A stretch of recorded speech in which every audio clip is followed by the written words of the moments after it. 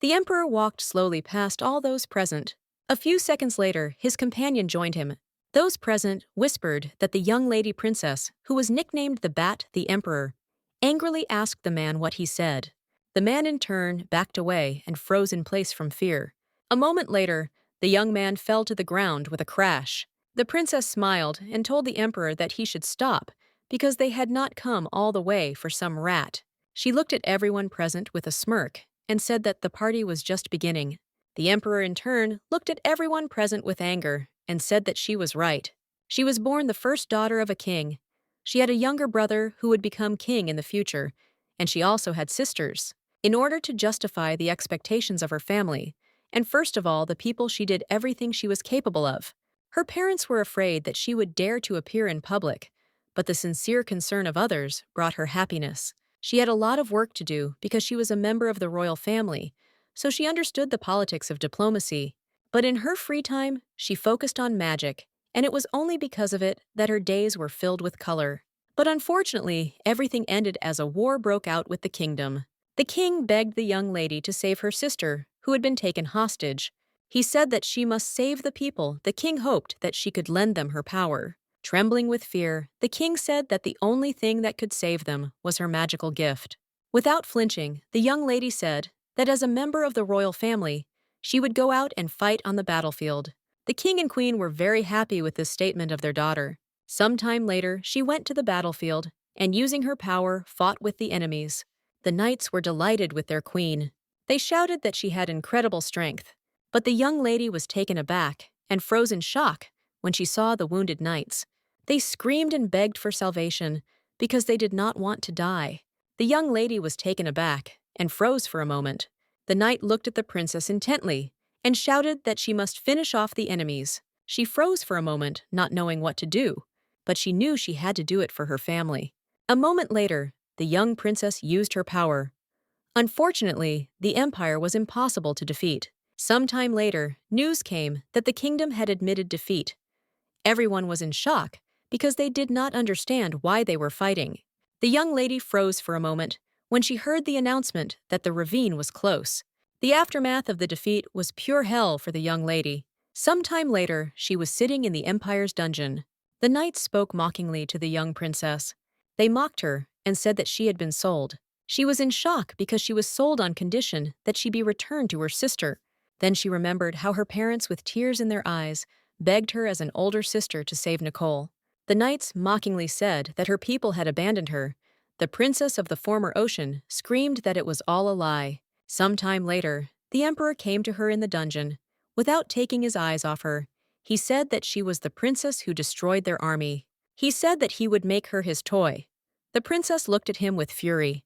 A moment later, she said with cold fury that he would regret this. He looked at her hard and said that she should let him do it. She screamed that she refused because she was the princess of the kingdom, and she would never betray her country. Some time later, the knights stared at her as she rejected the emperor's offer. That same night, the men came to her in the dungeon and told the Smirks that they had received an order from above and that they had to deal with her. She lived for many years being subjected to the most brutal torture. Some time later, the emperor came to her in prison again. He looked at her intently and said that he wanted her to be an obedient lover. She screamed furiously that she didn't want to know. She didn't want to listen to the reason why he loved her. The emperor looked at the young lady intently, but said nothing. A moment later, he slowly touched her face and removed the bloody bandage. She knew that the words he said were sincere. He looked at her intently and said that she must see it with her own eyes. She was the possessor of enormous magical power, which he simply wanted to use to finish off those who believed. The emperor said that he thought about us and could understand him, because there was not a single difference between him and her. The homeland to which she returned after 10 years of imprisonment did not greet her very warmly. They shouted that she had thrown her kingdom onto the battlefield, and because of her, they had lost, so she had to be punished. Everyone shouted in one voice that she was a cheater. She was shocked because her family accepted her as a true enemy. The young lady was in shock. She did not understand what this meant, because she had won the war. She screamed about her sister, who tried to save her, the prince asked with a grin. Did she still not understand? He said she had been a scapegoat for the royal family from the very beginning. He mocked the young princess, saying that she was trash from the start, and her black hair was proof of that. He said that before her marriage to his father, the former queen was very weak, but she could use magical power. He said that she was his uncle's daughter. The prince said that his father took her to gain power and become king. He looked at her with a smirk and said that she didn't know that. Long after she was sent to the battlefield, all royal decisions were made under her responsibility. In that war, the princess brought soldiers with her to show off her magical powers. But in doing so, she provoked the other kingdom into war. The prince looked at the young lady with a grin and asked if she had ever acted as part of the royal family before. As he left, he said that his father had told her that crimes were committed because they were necessary. After some time, she heard the steps of a young man. He slowly handed her a plate of food. With tears in her eyes, she looked at the young man and asked while working in the palace if he knew about this. The young man froze for a moment. She screamed that she didn't know what she had done, but she wanted him to tell her everything that had happened over the past years. The young princess sincerely did not want to believe it, but she had no other choice. She looked intently at the young man and asked him to do it again. She didn't want to die without knowing anything. For a while, he wondered if he should do something like that. But a moment later, he told her about all the significant events that had happened recently. Some time later, the young princess was brought out to the square. She was puzzled because she knew that they had all been under her responsibility for many years. She was furious, and because she was just trying, it was for the sake of her family. But her family easily turned their backs on her. She remembered the emperor saying that she had to see it with her own eyes. She was furious because she did everything only to save the people. But now these people were screaming that she must die. She was furious because she had risked her life for them. She remembered how the emperor said that she was the owner of enormous magical power. But in front of people, she was just a bat. At their last meeting, the emperor said that she was in fact an ordinary person who believed in stupidity. She finally looked closely at the king and queen. Then the emperor told her that she was a person who had no choice but to act. The young lady was furious because she knew she couldn't use it. She just wanted her life back. Opening her eyes, she froze in place in shock as she saw her reflection in the mirror. She was in shock and did not understand how this phenomenon happened. With the speed of lightning, she turned around and saw her servant. She realized that she had just walked into his room. She glanced sideways at the young man and thanked him. She remembered that he was the one she had seen in the dungeon. But now she noticed that he was very young. She realized that she looked just as young as she did when she went off to war. The maid smiled and told the princess that she must be very tired from celebrating Madame Nicole's birthday. The maid smiled and said that time was flying by because Mrs. Nicole was already 16. The young lady froze in shock, and I asked the maid what day it was today, according to the universal calendar. The maid looked at the princess in surprise, but a moment later answered her question. The princess was shocked as she realized that she had returned 10 years ago. She looked closely at the official letter and asked what was in the letter from the empire that had arrived this morning. The maid said with a smile that everyone was talking about the princess's engagement. The young lady was surprised that the letter had only arrived now. She was well aware of the fact that the letter simply said something about the princess of their kingdom without any specifics. She knew that under this pretext her parents sent her to a harsh war. A moment later, she looked closely at her reflection as she noticed that she had become younger and all her wounds were gone. She was puzzled because she did not understand why she came back and did not understand how it all happened. Everyone present looked at the young princess in bewilderment. Lars was furious because she knew for sure that everything was real. The maid slowly approached her mistress and called her. A moment later, the young lady looked at her reflection and saw her former self all mutilated. A few seconds later, she smashed the glass in anger. Everyone present froze for a moment and stared at the princess. She was furious. Remembering those terrible moments, she knew that she would never be able to forgive her family for something like that. A moment later, the knights flew into the princess's room with the speed of lightning. She understood that she had been deceived, that she had been tricked like a fool into treating them well, but she did not want to forgive them for this. Her parents allegedly used her and betrayed her by executing her.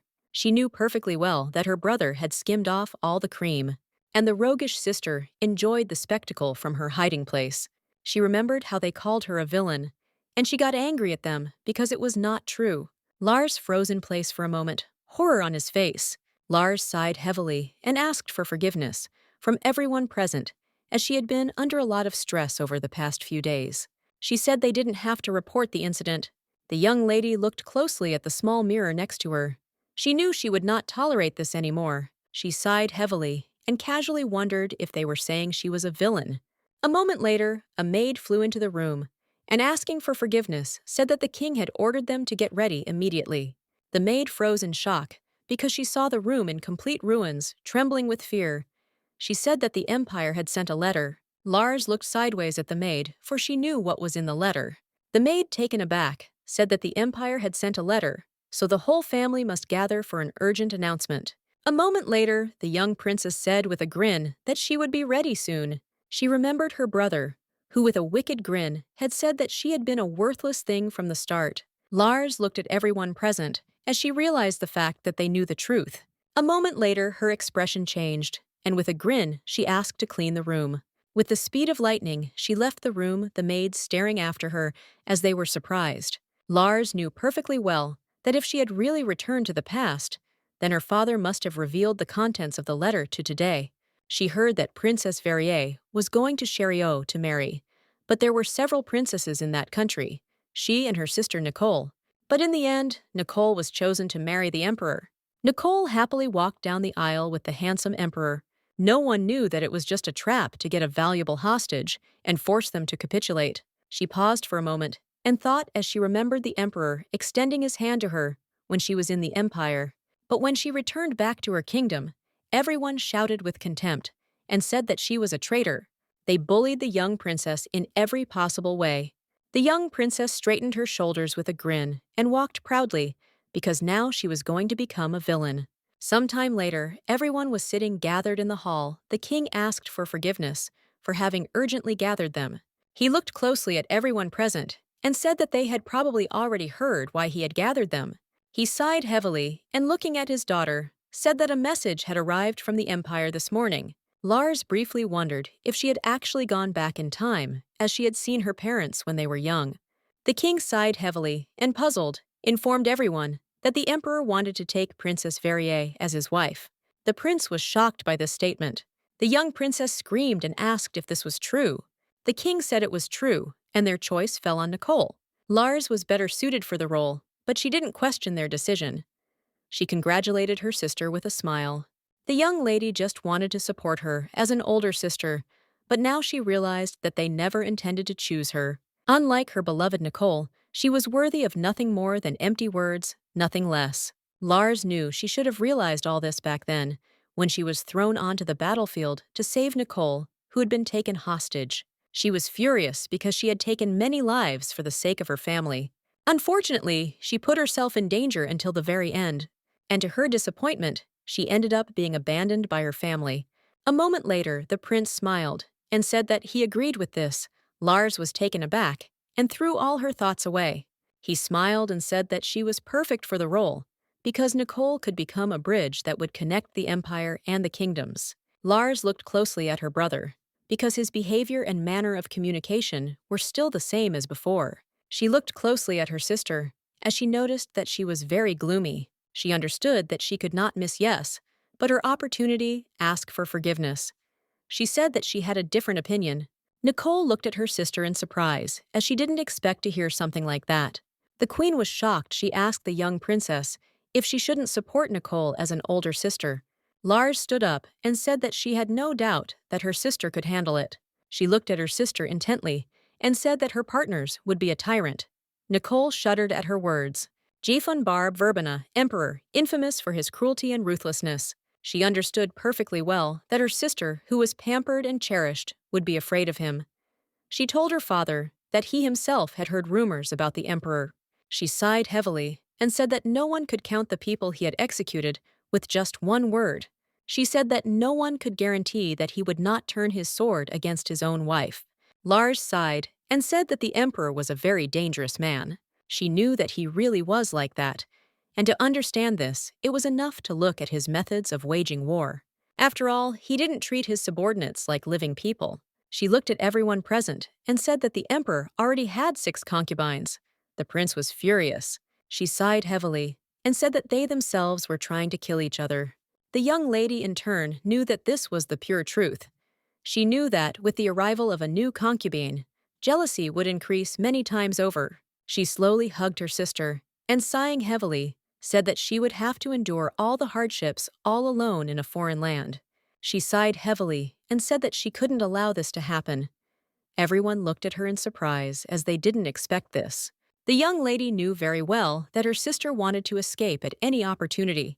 Lars froze for a moment as memories from the past came flooding back. Less than a month later, letters from Nicole began arriving every day. She readily admitted that she spent her wedding night alone, even though it was shameful. Lars knew perfectly well that from the very beginning, this was too much for such a young princess. A moment later, Lars smiled and said that it was worth sending her to the Empire. The young princess looked at her parents and said with bitterness in her voice that they could not ignore such a thing because they were not in the same position. She sighed heavily and said that there would be a more suitable marriage partner for her sister. She said with a smile that for the sake of her beloved sister, she would become a replacement. Lars glanced sideways at everyone present, knowing that her sister was completely unsuitable for this role. However, she was possibly her uncle's child, so she was not suitable for this role. But they were more concerned about safety, Nicole. Lars looked at her sister intently as she was ready to give her life for her. She was ready to do it until she saw her mocking smile. The king sighed heavily and agreed, for he knew that a necessary evil was such, because it was necessary. He said that although it pained him immensely to send her to such a place, he still had to do it. She smiled and thanked him. She remembered her brother, who had told her what her father had said, that a necessary evil is such, because it is necessary. Nicole looked at her sister with a happy smile and said that she could definitely handle it. Lars smiled, but in her heart she knew that her sister was just disgusting. They said that she was the pride of the family, and they would miss her. She looked at everyone present with a smile, but in her soul she felt sick from their words. She knew that this time they would become her victims. Some time later, the day of the ceremony arrived. The princess looked intently at the emperor, but he in turn looked at her with cold fury. She smiled back at him, knowing she would start over. A moment later, everyone was watching the festive ceremony intently. She saw neglect and indifference, but she knew she could deal with it. She understood perfectly well that compared to previous years, this was nothing. The young lady looked at everyone present with joy, as she knew that she would soon emerge victorious. She understood perfectly well that she herself would personally attack the kingdom and destroy it. A moment later, she remembered the expression on the emperor's face in her past life. She knew that this time she would be happy with the emperor. A moment later, they sealed their marriage with a kiss. A large empire in the northern region that flourished since ancient times, absorbing other countries. And in her kingdom, where they owned fire magic, other countries also owned different types of magic. The empire had healing magic, as in all countries. The members of the royal family were the most artificial in magic. In Verjay, the king and his son were pure-blooded magicians, and also Nicole, who took after her mother in adventures, possessed much stronger magic than the people. Lars, in turn, among all the family members, had the most outstanding abilities. Everyone thought that she inherited her powers from her uncle. Her mother was engaged to the second prince, who had the most powerful powers. But in the end, she chose the first prince who was to become king. The current emperor is Jafin Barb Verbena, also had abilities. The previous emperor had no less than 10 favorites, and naturally many children. The most powerful magic among them was possessed by the current emperor.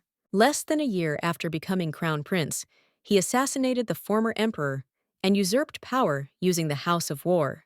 Having become emperor, he continued to expand the borders of his empire, creating a horde of 6 concubines. She knew that they all lived in the same castle and had a certain amount of power as the emperor's women. She understood the fact that the arrival of a new woman would not change anything in the rules. The emperor said that he had no intention of helping her, especially with her sweet jealousy of a concubine, and since she was his wife, she had to accept it. As he left, he said with a grin that the ceremony had been a success and that nothing more was required of her. There was still one person from the kingdom she could call her ally, and that was her servant Sin. In his past life, he didn't save her, but he didn't become her enemy. He told her everything that had happened during the years of her imprisonment. She understood that she brought him with her, and for him, this was the best thing that could happen to him. Lars asked the young man if it was okay that she took him with her without even asking his opinion. He sighed heavily and said that it was just an order. She hadn't noticed it before, but the longer she looked at him, the less human she felt about him. Sin Pennyworth did his job flawlessly, but his quarrelsomeness was beyond measure. He became her companion, hidden from prying eyes. Perhaps it was for this very reason that he brought her food in prison. She understood that he was a bit of a distant person, but still he treated her without any discrimination. A moment later, the young lady thanked him with a smile for the job well done. She froze for a moment as she realized that not a single maid had appeared in her room all day. She knew that there should be several maids near the chambers, but no one even cleaned the room. When she called the maids, they simply passed by as if they had not heard her, and this was an obvious disdain on their part. She sighed heavily as she knew that her sister had spoken of something similar in her past life. But in reality, there was nothing uncomfortable compared to her previous life in a tent on the battlefield or imprisonment in a dungeon. But she did not want to tolerate such a relationship. She was furious and refused to tolerate another life like this. With lightning speed, she left the room and told the servants to bring her some water.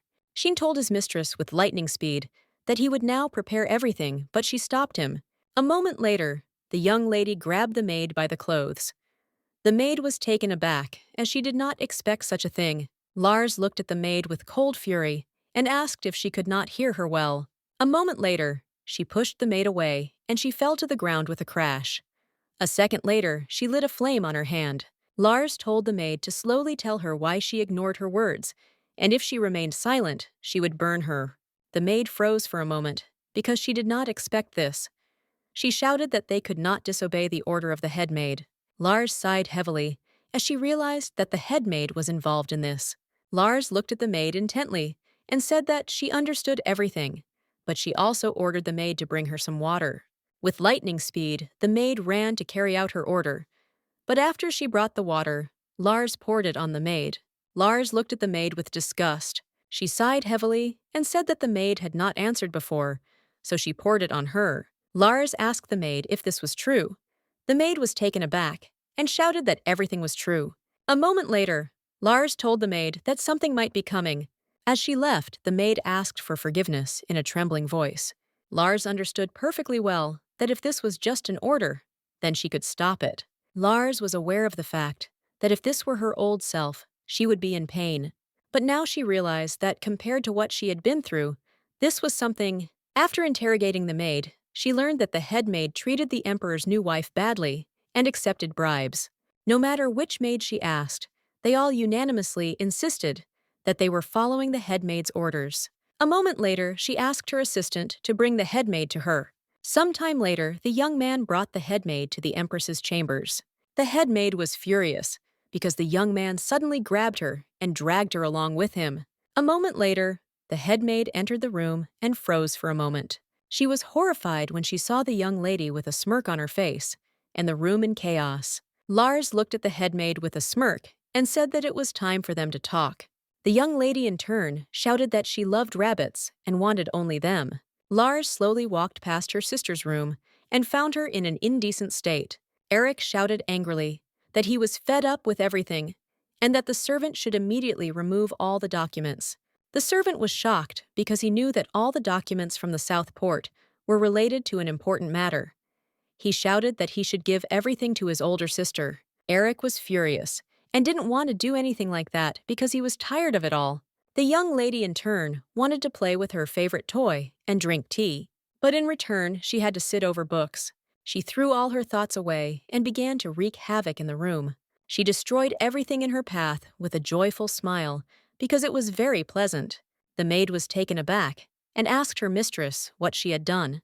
Lars looked around the room with a happy smile and said that no one had ever come to clean. She looked closely at the head maid and said that she was the one in charge of the maids. Lars said she didn't understand why everyone ignored her orders, and not even once. No one spoke to the sleepyhead.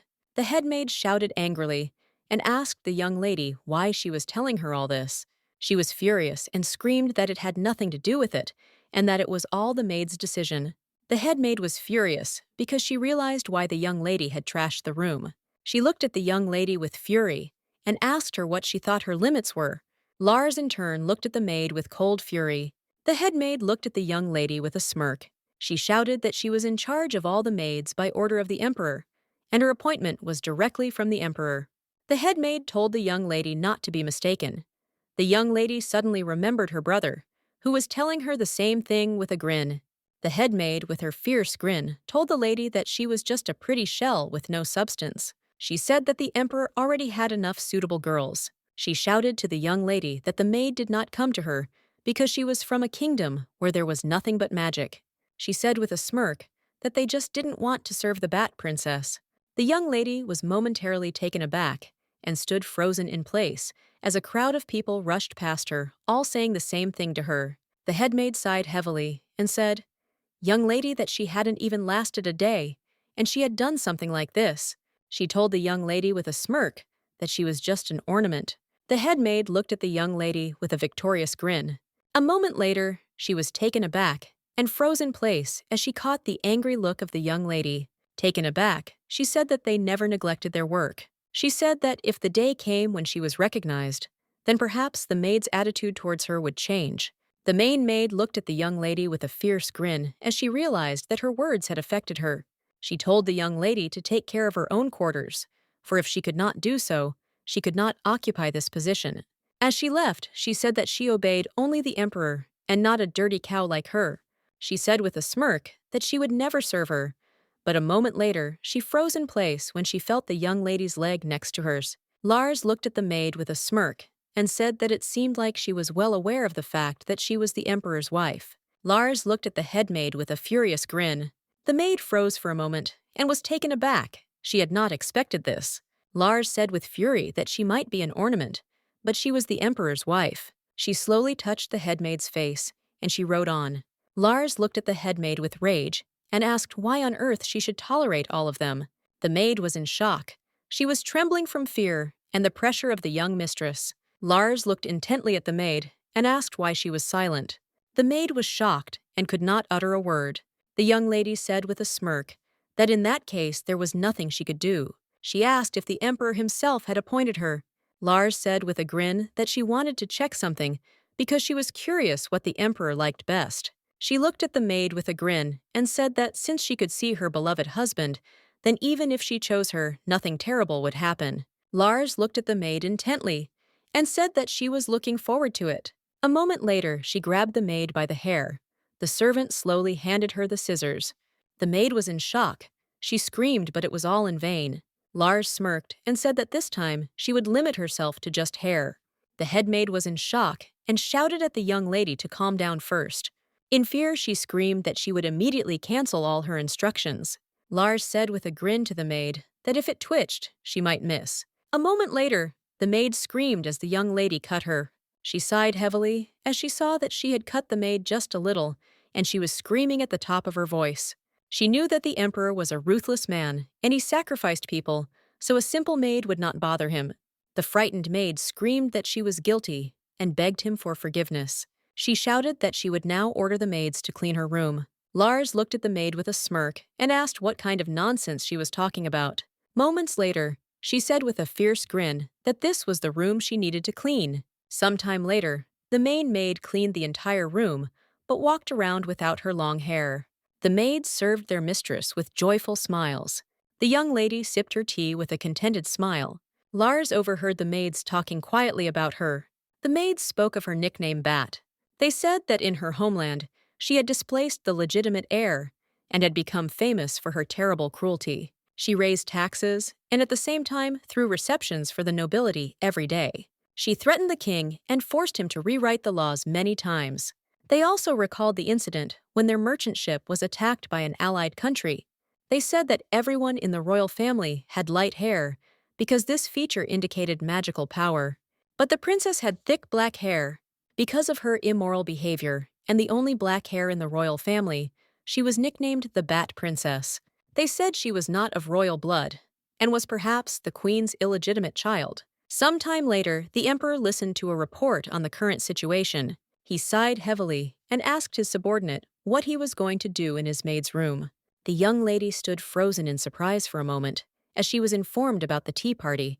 The young man said that having tea with ladies of high society was one of her duties. The young lady thought for a moment as she had to meet with the concubines. She also knew that she was having dinner with the emperor that evening. She knew that in her past life, judging by her sister's letters, she had been treated very badly. Lars knew that no one would be nice to her. Lars asked her servant if she should go to this tea party. He said that she could do as she wished. In her past life, she suffered the same cruel tricks of concubines. Eliza Annette greeted the princess with a joyful grin. Lars in turn knew that all the actions took place before the loss of vision. Then the concubines came to her in prison. They looked at her with contempt and mockery.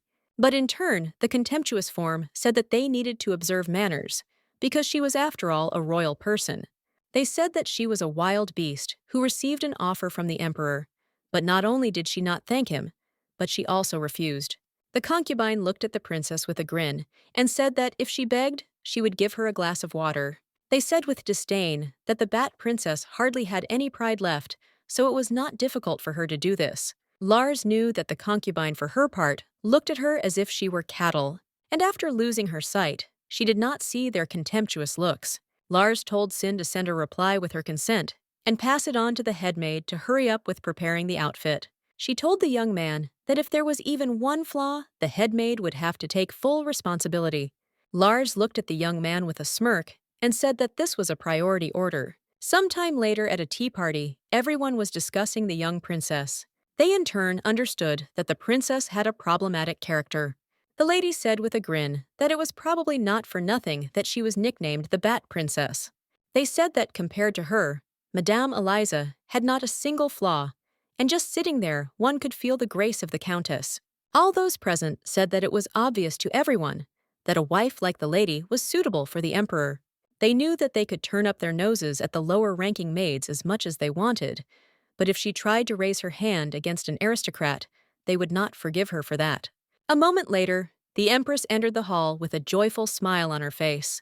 The young ladies' faces changed with lightning speed. Eliza looked at the empress with a grin and said that they had been waiting for her very much, and they also hoped that she would like the treat.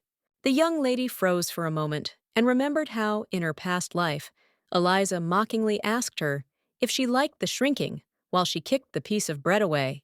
She knew that there was one good man, but the young lady was not present. Then the lady bandaged her, despite her disastrous condition. Then the young lady prayed sincerely for her. Eliza asked the empress with a grin how she was finding life in the imperial palace. She said with a grin that they were all very worried about her. She said that the Bat Princess had become the emperor's wife, and it must have been a heavy burden for her. They also noticed that she brought a man with her as an escort. They mockingly said to the young lady that she even pushed aside her sister in order to become the favorite, and they also mentioned the incident with the headmaid. The young lady, in turn, sat quietly and sipped her tea despite their words. She remembered the moment when they mocked her in the dungeon. The lady said to the empress with a grin that the chef had shown special skill for her. They mockingly asked the empress if she was an illegitimate child, since her hair color did not match her. The empress was taken aback and froze in place for a moment. Eliza said with a grin that there were similar rumors. She sighed heavily and said that they were very concerned about these rumors. After all, the emperor has very beautiful silver hair. Eliza said with a smirk that with such unsightly hair as hers, she would be embarrassed to stand next to the emperor. All the ladies present supported the concubine. Lars sighed heavily, as she knew that her sister would not be able to stand such an atmosphere, but it did not bother her in any way. Lars said with a grin that it would be hard for her if she was an illegitimate child. And she also noted that if a concubine had a child from an emperor, it would be illegitimate. Lars said that it would be a child who would inherit only half of the blood, and he would not even be loved but by his father. She looked closely at the concubine and said that she was afraid that the child would not have silver hair. The young lady in turn could not bear it and screamed, telling the empress to shut her mouth. She looked at the empress with cold fury. Finally, the empress looked at everyone present with a grin. A moment later, she apologized and said that it was time for her to go. As she left, she said with a satisfied grin that she had dinner planned with the emperor today. The young lady was furious. She said with a grin that she herself was curious about what color the hair of her child from the emperor would be. Eliza looked at the empress with cold fury but said nothing. With lightning speed, she turned around and walked after the empress. She was furious because the empress had spoken of the emperor's child. She was well aware of the fact that the empress had spent her wedding night alone. She didn't understand what was wrong with her, as she had countless numbers of them along with the emperor. But unfortunately, she knew that the emperor showed no emotion when they were alone. And unfortunately, she was annoyed by the fact that their dinners together had decreased recently. She was furious because she knew she would never accept the princess as an empress, so she wanted to drive her out of the palace. She was furious and simply could not believe that the emperor was seriously infatuated with her. A moment later, she froze for a moment when she saw the servants who were painting the palace. She looked at Paint Bucket with a smirk as she wanted to help the empress with her makeup before dinner. The young lady looked closely at her reflection in the mirror. She looked at the headmaid and said that her servant would do her hair, and she could go. Since the end of the betrothal ceremony, she had not met the emperor even once. However, he was obliged to have dinner with his wife periodically. She was well aware of the fact that he had married her in order to obtain a hostage from the kingdom, but she wanted to prove that her value was much higher. She was glad because she had as much information as she wanted for the emperor. And a few seconds later, the maid brought her a letter from the emperor. She knew they were meeting for dinner, so he didn't need to write a letter. She knew it was another trick. She knew perfectly well that she still had time. So the young lady wanted to go and take a look. She wondered with a smirk if they could harm her in any way. Sometime later, the young empress arrived at her destination, according to the contents of the letter. But to her regret, she noticed that there was no one there. She noticed that it was very strange that no one had shown up. But it seemed to her that no one was hiding anywhere. She wondered if they just wanted to make her wait. But a moment later, she was taken aback as she saw something pouring down on her from above. She managed to hide her face with her hand. The young man, in turn, froze in place from the silk, as he did not expect such a thing. Eliza looked down with a smirk, as she did not expect to see the empress at all. She looked at the empress with a grin and asked how this happened. The empress, in turn, stood still and kept her composure. Eliza looked at the empress with a grin and said that it was very sad, because she was soon to have dinner with the emperor, and the dress that she had specially chosen for the dinner was ruined. Eliza looked at the empress with a fierce grin and said that this color suited her dull black hair perfectly. The empress sighed heavily, but did not answer, only wiping the drops of paint from her face. The emperor watched everything that was happening from the side. He looked closely at the young empress, as he expected action. A moment later, the empress told her servant to prepare the dress so that she could change. She said with a grin that she needed to clean everything nicely so that they would wash everything off. Sometime later, the emperor sat quietly in the living room alone. The servants whispered among themselves, as quite a lot of time had already passed, and the empress had not yet appeared. He sighed heavily, as he knew that this was a complete failure for her. He was puzzled because the bat from the kingdom turned out to be a sissy princess after all, and he thought that she was now locked in her room and crying loudly. A few minutes later, he told the servants to serve him dinner. A moment later, the empress entered the hall and with a gentle smile asked for forgiveness for being late. The emperor was surprised because he heard her voice. He was taken aback for a moment and stood frozen in place, and she smiled and apologized for making him wait as the preparations had taken some time. He froze and stared at the young, beautiful lady, whose appearance had changed beyond recognition. The young lady was furious. She screamed that she wanted to go home to her kingdom. The maid was taken aback and asked the empress to calm down. Nicole was furious. She couldn't calm down because she had just been disgraced, and she couldn't go to the emperor in such a state. She was furious because she knew that she was higher in status than them, but they continued to mock her and did not show her any due respect. She was furious because they had made fun of her so much at the tea party. The young lady always looked at her with smirks. She was furious and didn't understand why she had to put up with this.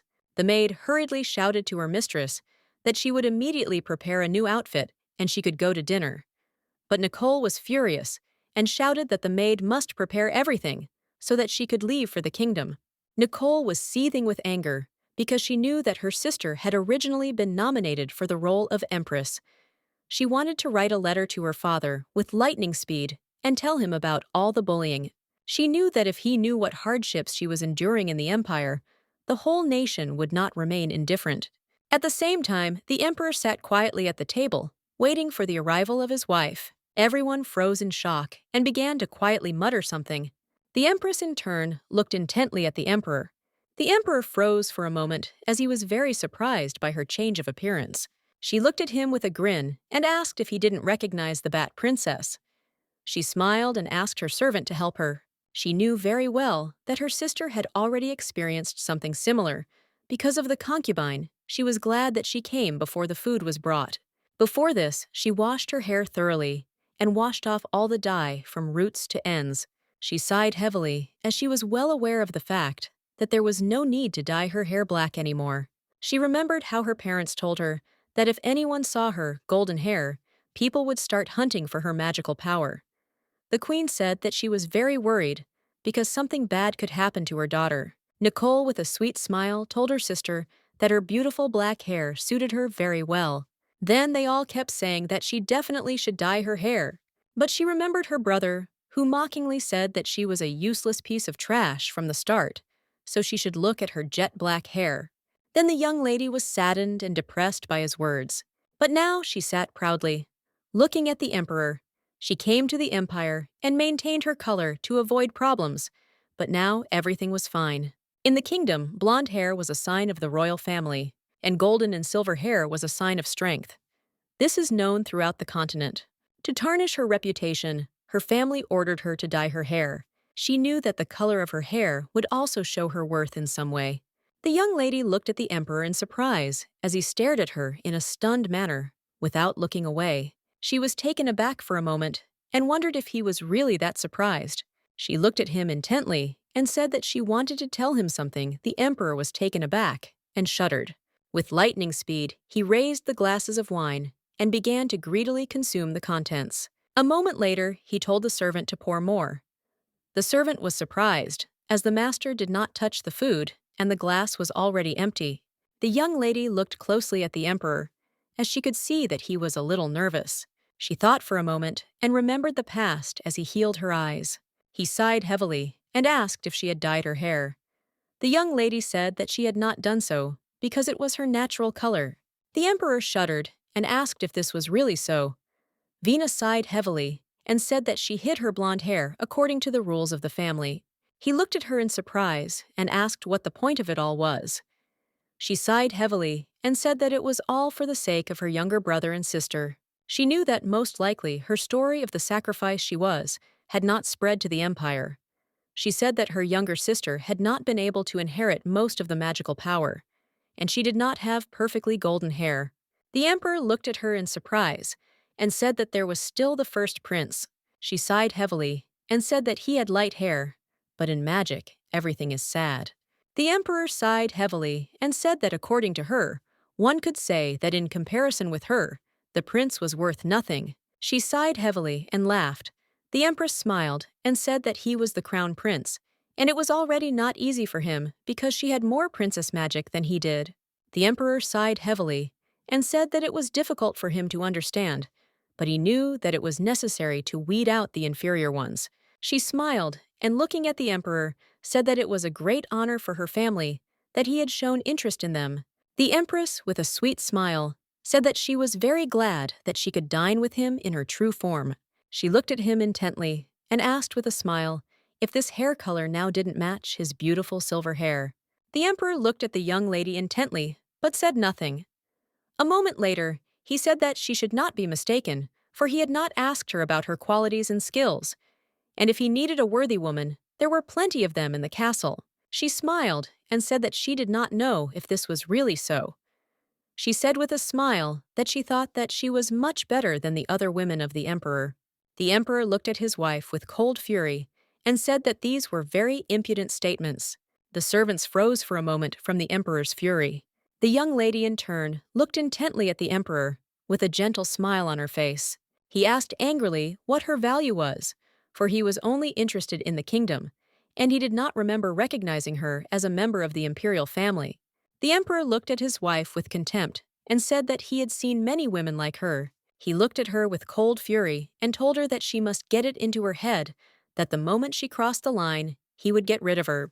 Lars asked with a smirk if he killed her, would he not lose along with it the information about the incident that would shake the empire? She asked with a smirk if it would not be a monstrous loss. The emperor was taken aback and asked with cold fury what her words meant. She smiled and said they could check something. She looked at him intently and said the name of the ship. For a moment, they all froze. The empress looked at the emperor with a grin and asked if he was surprised when he heard the familiar name. For a moment, there was dead silence in the room. National Empire merchant ship Meridian. He sets out from his harbor stops at the ports of trading countries and returns again to his homeland. For an empire that is located in the north, purchasing resources through trade is necessary, and next month the Meridian loaded with goods had to return. But in about a month, the kingdom of Capercaillet, an ally of Varie, will board the Meridian. Their goal is the goods in the Meridian's hold. The crew on board will be killed, and the empire will lose all cargo. The Verriers secretly helped with the storming of the Meridian. Having received from the kingdom not a huge reward, they helped to conceal the incident. In her past life, the young lady accidentally learned about this incident.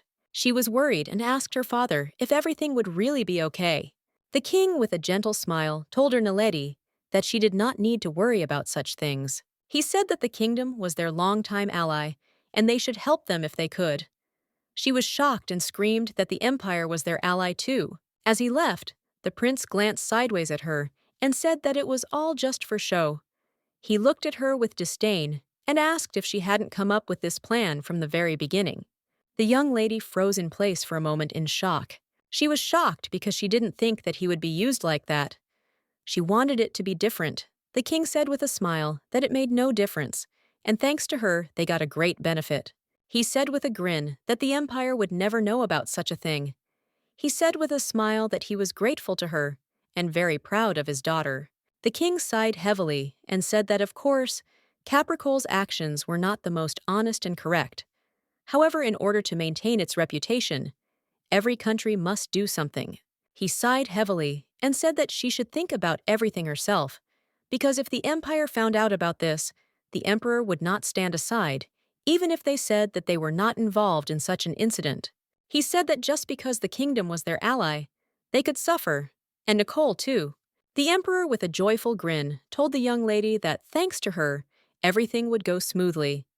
He smiled and said that everything should be exactly like this from now on. She looked at her father with a joyful smile as she received praise from him. Now the young lady was furious at her past actions because she was stupid and trusted her family.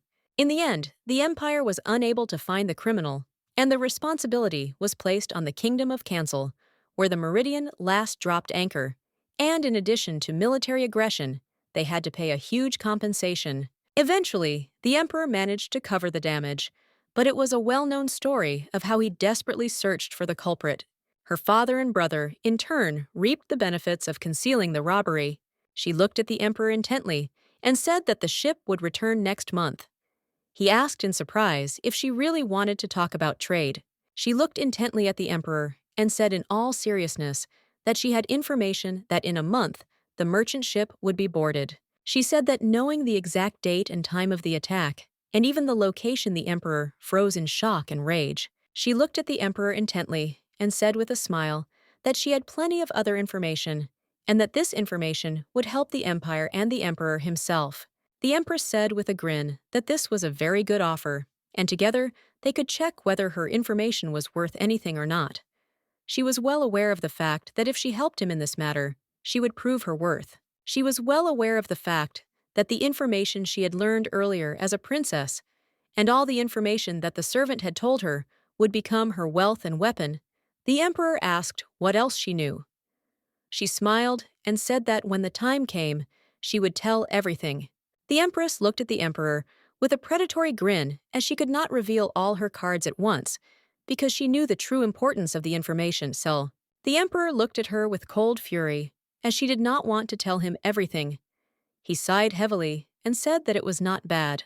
A moment later, he told his servants to check everything, including the date, the location of the attack, and even the enemy side. He looked at her intently and said that if the Meridian was indeed attacked in the event of a successful thwarting of the attack, he would recognize her value. The Emperor said that the Meridian was a key link in their resources, and there were many particularly important goods among the cargo, and they could not lose them. He looked at his wife with cold fury and said that if they caught the criminals, they would all go to the bottom of the sea. While drinking wine, he said that if he took this step in vain, then she would go to feed the fish. The Empress in turn looked at the Emperor with a gentle smile, was confident in her words. At the same time, the concubine was burning with rage. In anger, she asked the maid what she had just said. She was shocked because the Empress's hair turned white, and she made a deal with the Emperor. She was furious and asked the maid what deal the Empress had made with him. Trembling with fear, the maid asked her mistress for forgiveness because she did not know the details.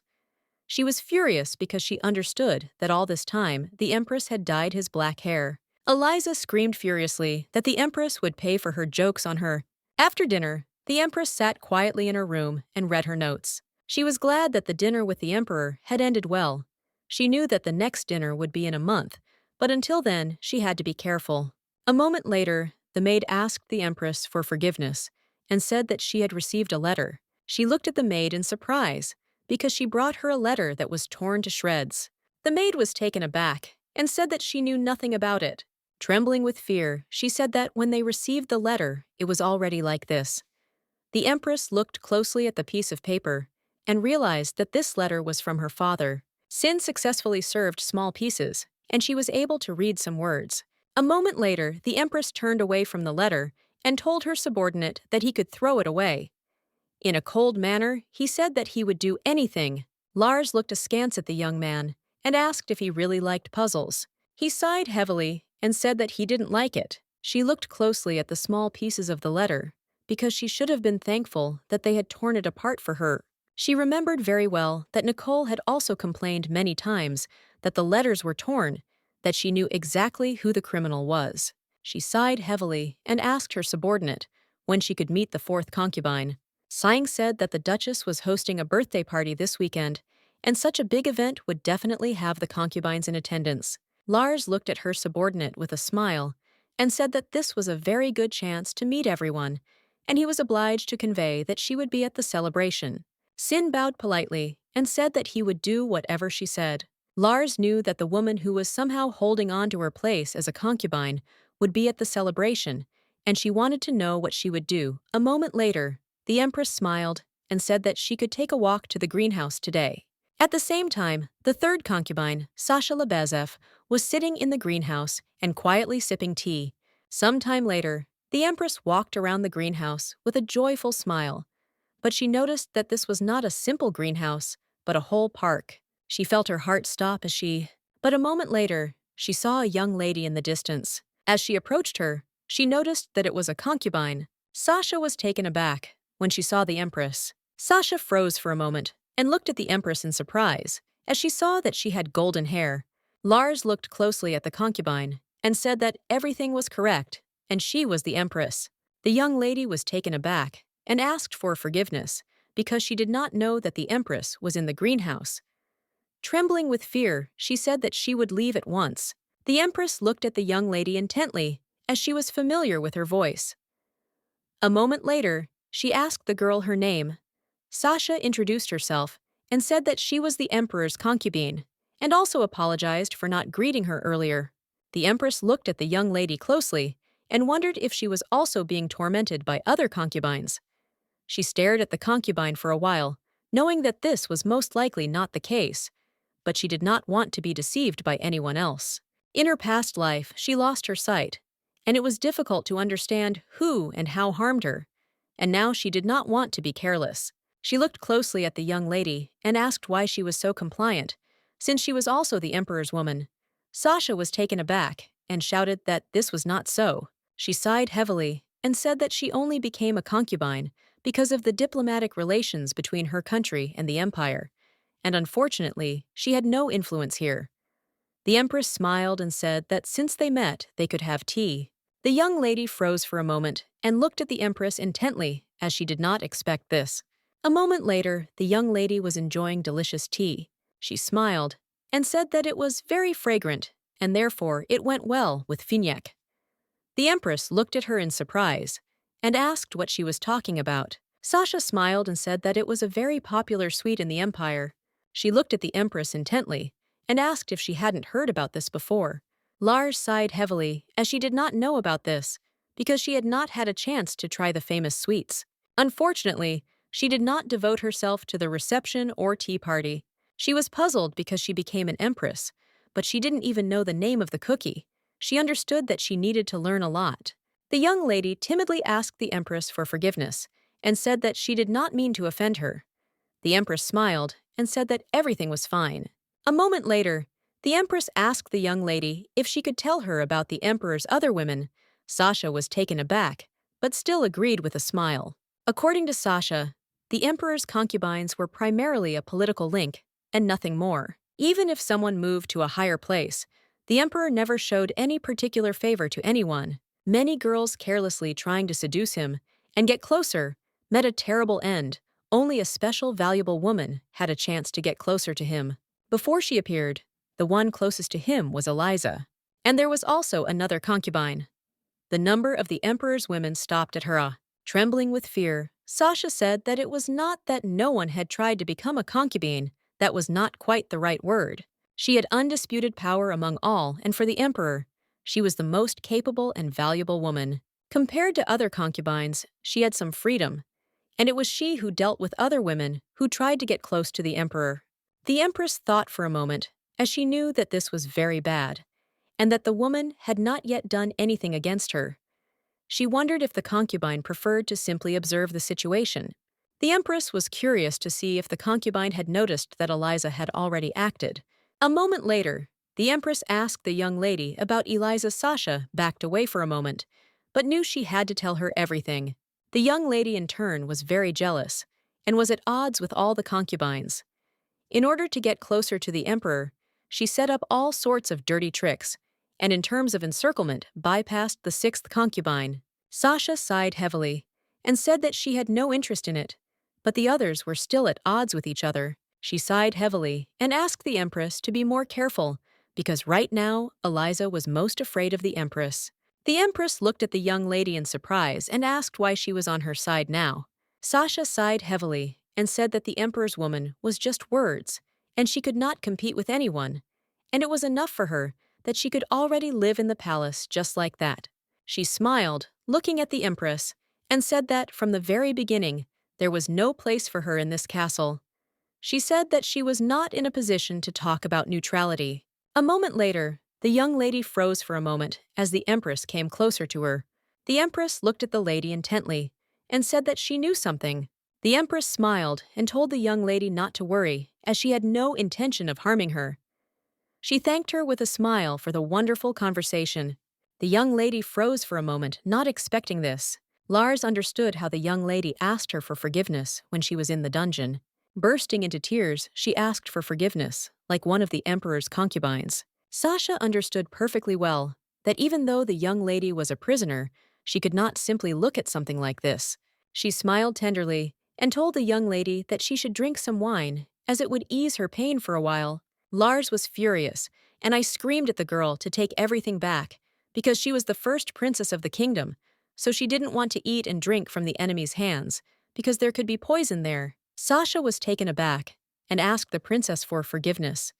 She said that she understood her anger and therefore would not come to her anymore. But at the end, she really wanted to just pray for the princess. She said that there had been no place for her in this castle from the very beginning, and she knew that she was in no position to pray for the princess, but still, that was what she wanted. Lars froze for a moment in surprise as she felt warmth. In the darkness and silence, she heard the young lady's tears falling to the floor. A moment later, she heard quiet footsteps and knew the young lady was gone. After some time, she decided to try the wine after all. She knew that the young lady had then brought her wine that did not contain poison. The Empress looked closely at the young lady, for she realized that she was the girl who had brought her wine, and prayed for her. She looked at the young lady with a gentle smile and mentally thanked her, as she did not want to forget her kind deed. Sasha looked at the Empress with surprise and confusion, with bewilderment on her face, as it seemed to her that the atmosphere had changed. As she left, the Empress said goodbye to the girl with a gentle smile. She wanted to get rid of all the irritable people who surrounded her and be sure to invite the lady to tea. Sometime later, a birthday reception was held, but the guests only discussed the Empress, as they had learned that she had golden hair. Everyone knew very well that there was a lot of talk about the princess being black-haired, but they also knew that the royal family had been famous for its powerful magic. Since ancient times, the closer to silver or golden hair color, the stronger the magical power. Now they understood why the emperor chose her. The guests were surprised, because they knew that today was the Duchess's birthday, but they also noticed that the concubines were present at the celebration. They did not know what this could mean. A moment later, everyone was taken aback as they saw the Empress and her golden hair. They whispered among themselves as they were amazed by her beauty and wondered if it was really the Bat Princess in front of them. They understood that she was the one who should be the woman of the emperor himself. The concubines, in turn, stared at the young empress with cold fury. Eliza looked with cold fury at the empress and at everyone present. A moment later, she slowly approached the empress and said with a smile that they had not seen each other for a long time. The empress smiled and greeted the concubine. Eliza said with a smile that she had led her on because she was worried that she would appear at the reception like a bat. Eliza said with a savage grin that it was a great honor as she had tried her best to live up to the place. The Empress asked with a grin if this was really praise.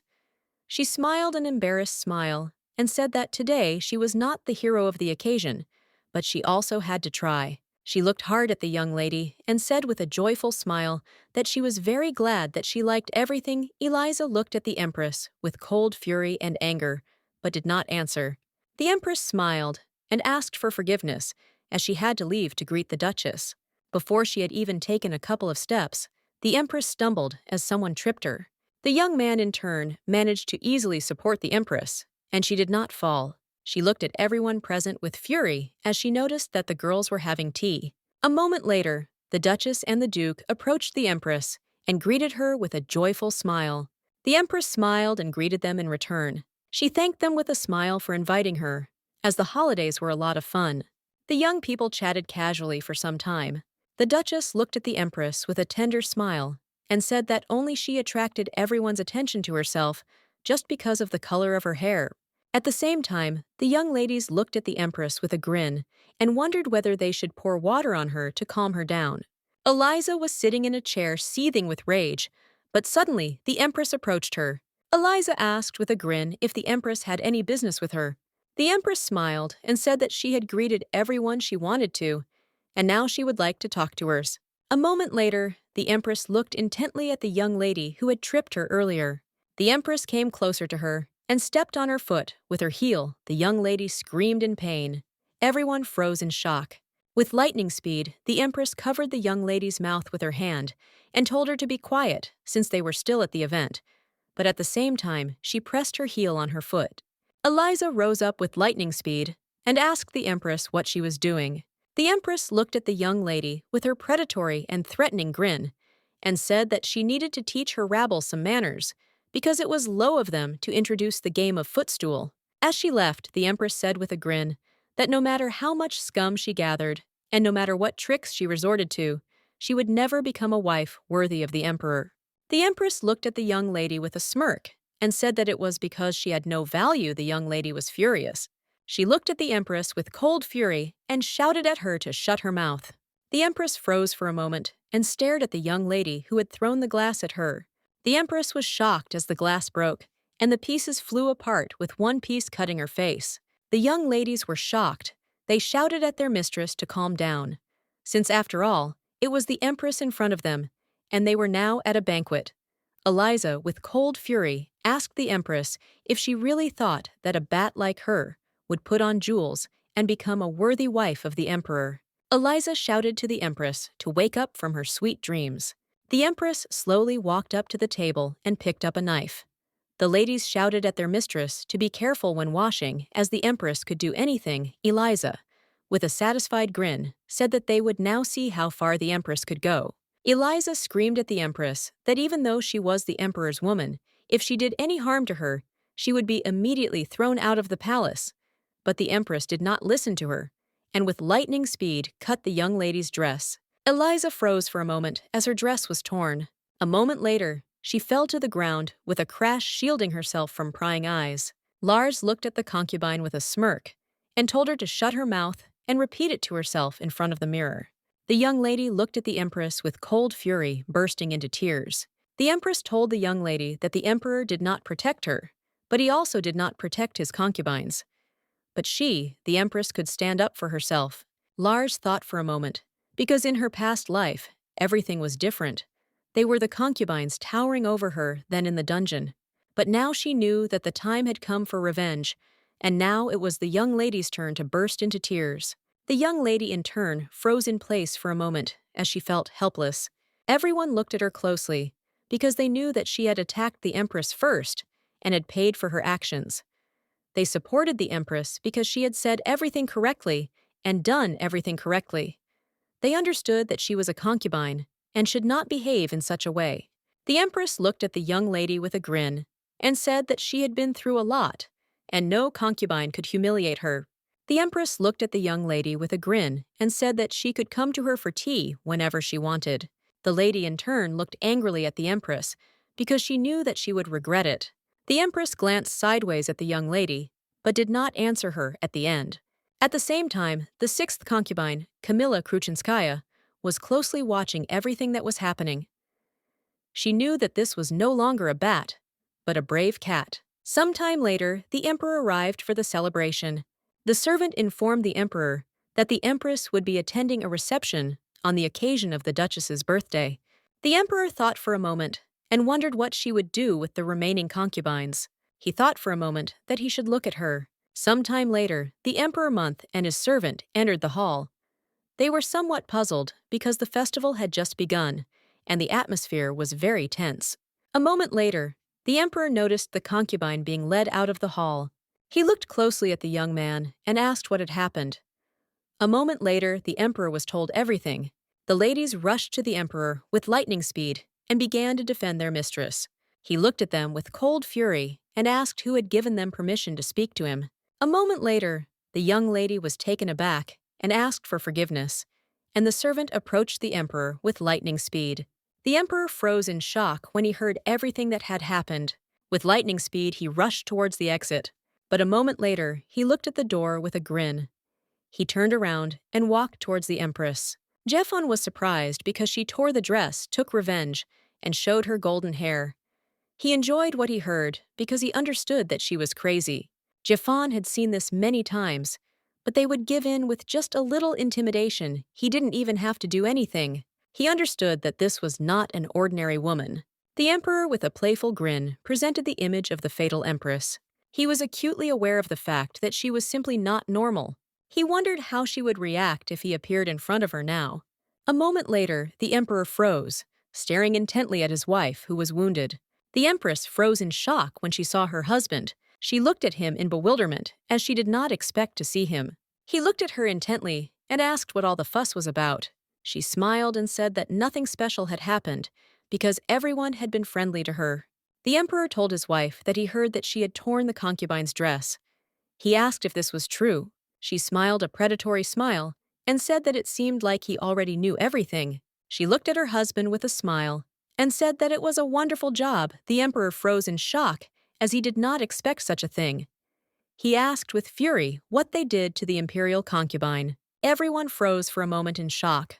He said that the woman from the neighboring country was the daughter of a count who was in charge of many trade deals. Initially, Yulayin was at odds with their empire, and in a situation where the monarch rejected diplomatic relations, trade with the Asnat family became the only way out.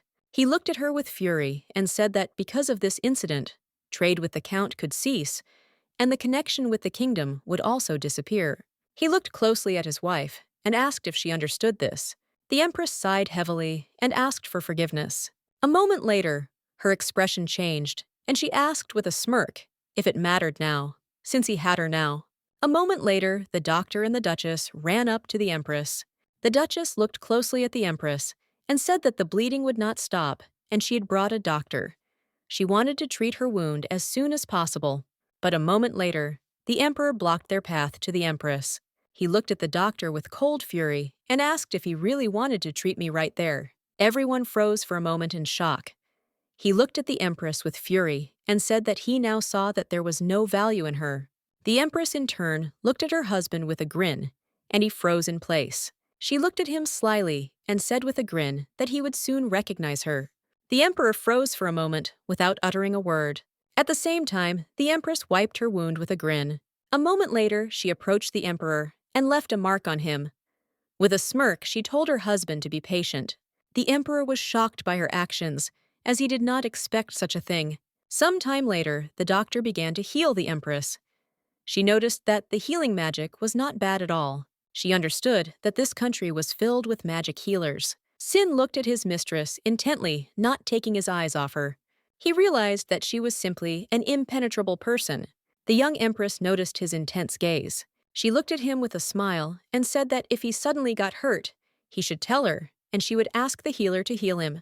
He sighed heavily and said that everything was fine, because any wound could be healed on its own. She sighed heavily and asked if that was really true. A moment later, she looked intently at her servant and asked him to bring her some toys. A moment later, she noticed a slightly damaged toy. Sin asked if he should throw it away. The Empress said that he could fix it. A moment later, the Empress asked her subordinate how the concubine was doing after the banquet. Sin said that she had not taken any special actions, and according to the maids, even the daily tea parties had now stopped. Lars thought for a moment, as she knew that the concubine was pathetic enough to die just because of such an incident. She understood that instead of the concubine, she needed to deal with the fact that she had angered the Emperor. Although she wanted to deal with several more concubines, but one made a lot of noise. Lars sighed heavily as she understood what it cost her. She clearly understood that her ace in the hole was the memory of the 10 years in her past life. Even though it was used, she still had information about the continent as a princess. Locked up in the dungeons, she was cut off from the world. But upon returning to her homeland, she learned about most of the cases from the stories of her servant. She sighed heavily because she was alive thanks to him. Sin looked at the Empress in surprise. Sighing looked at the Empress closely and asked if he should fix the other toys. She sighed heavily and agreed with him. The Empress was puzzled because she had a lot of information about the future events of the Empire. A moment later, she walked over to all her toys. She knew that the neighboring countries were always afraid of the Empire. Because of this, she was always at the center of rumors. Especially because the current emperor was notorious for his ferocity, and having many concubines was actually for the sake of international relations. With Yulin Eliza's homeland relations were far from good, even long before the reign of the current emperor. She knew that his predecessor was also a tyrant and tried to attack the kingdom time and time again. And just when Emperor Jaefon was about to extend his hand to the kingdom, an unpleasant truth about the king came to light, which led to unpleasant consequences. The young lady froze for a moment as she realized that she could use the king for her own purposes. She remembered that due to certain circumstances, the king was found dead, and all the famous newspapers trumpeted about it. She knew very well that if she took advantage of the situation, she could create a diplomatic relationship much stronger than the connection through a concubine. A moment later, she asked her subordinate to quickly finish his toys and ask for permission to leave the palace. He looked at her in surprise but said that he would do everything.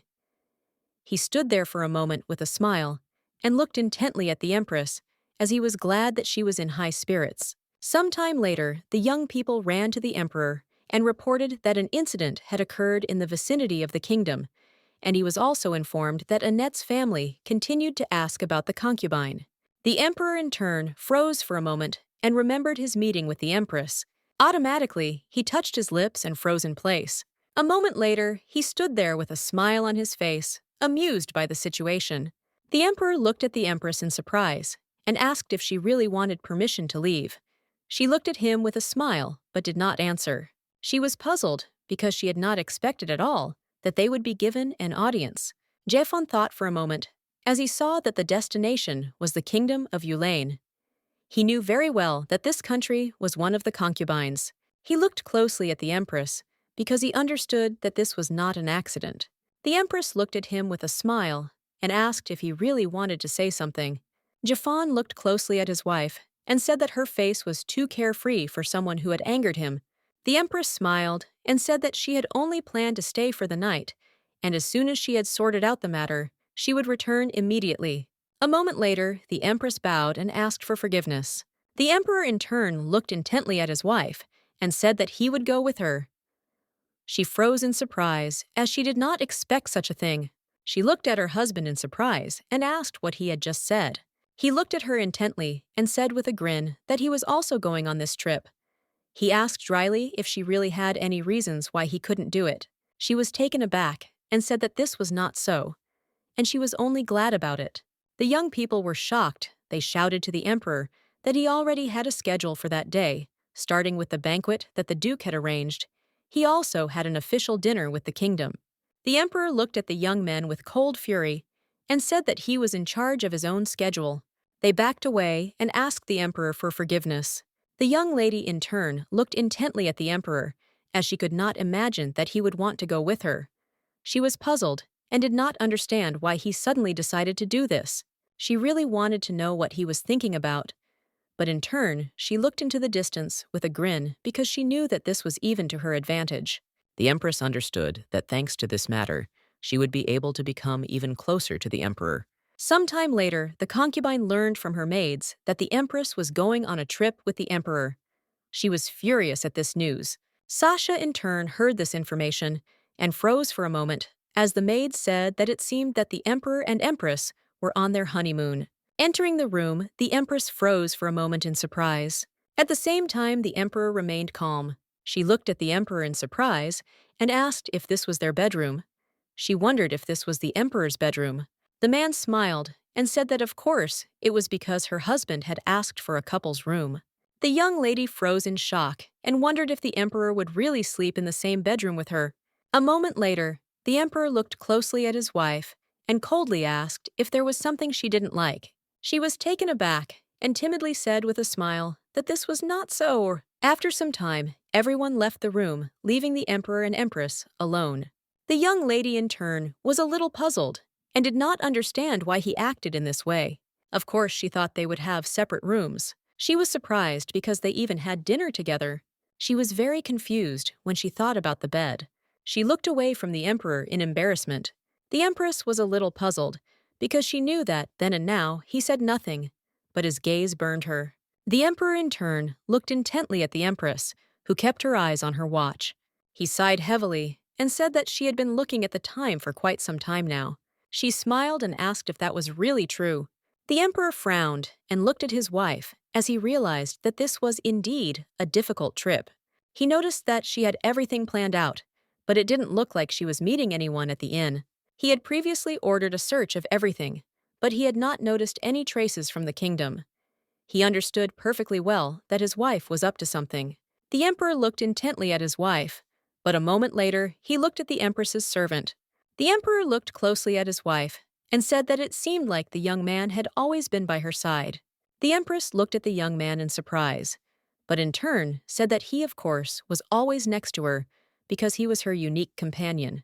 Jeffun looked at his wife with irritation and said that it seemed she had brought it with her from her home country. The Empress looked at him in surprise, as she did not understand the meaning of his words. But a moment later, she asked with a grin if he was jealous. The Emperor froze in surprise, but a moment later asked if she was drunk. She smiled, but said nothing, and threw her thoughts away, because she knew that such a thing simply could not be. Some time later, the Empress returned to the room and glanced sideways at her watch, as she realized that the time had already come. She looked at her subordinate and asked him to prepare the carriage. The Emperor looked at her in surprise and asked if something had happened. As she was getting ready to leave, she said that she had one thing to do. She smiled and said that he could rest, and that she would be back soon. Moments later, she froze in place for a moment, as the Emperor pushed her against the wall very unexpectedly. He looked at his wife with a fierce grin, and said that if he thought about her like that, they hadn't spent the night together yet. The Empress froze in shock, because she did not expect to hear anything like this. A moment later, the Emperor threw his wife onto the bed with lightning speed. She was in shock and couldn't utter a word. She looked intently at the Emperor, who was looking at her with a predatory and smug grin.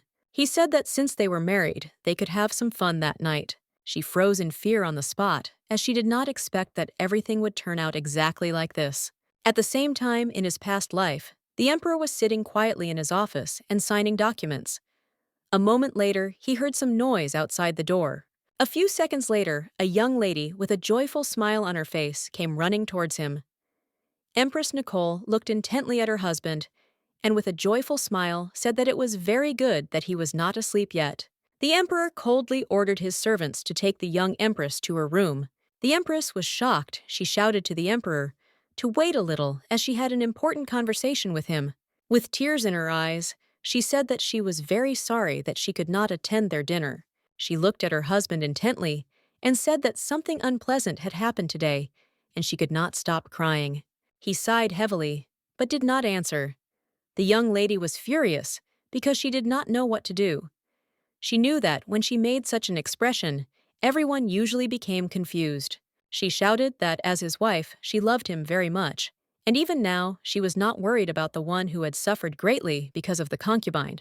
The emperor, in turn, did not even raise his eyes to her and continued to study the documents. The empress looked at him with cold fury as he did not react to her words in any way. A moment later, she sighed heavily and said that she wanted to make him understand her intentions tonight. She said that she felt a little awkward, but he was always busy and left her alone. And even on her wedding night, she was alone, and it was really too much for her. She said with a smile that she felt very lonely. A moment later, the emperor grabbed her hair in anger and asked her angrily if this was really her important conversation. The young lady was taken aback and cried out that she was in great pain. He looked at her with cold fury and said that if she entered his office again without his permission, she would be punished. A moment later, he pushed her out the door. She froze in shock sitting on the floor. He looked at her with cold fury and said that she was nothing but trash, with no special magic, and she could do nothing but wag her tail. In anger, he said that she was just a whore, and that was her lot. The emperor looked at his wife with a satisfied grin and said that they should have some fun tonight. She froze in place and looked intently at the emperor because she did not understand why he had not been interested in her until now, but now behaved differently. The empress in turn glanced sideways at her watch. She looked at her husband closely and said that it was a great honor for her, but unfortunately, she had some business to attend to.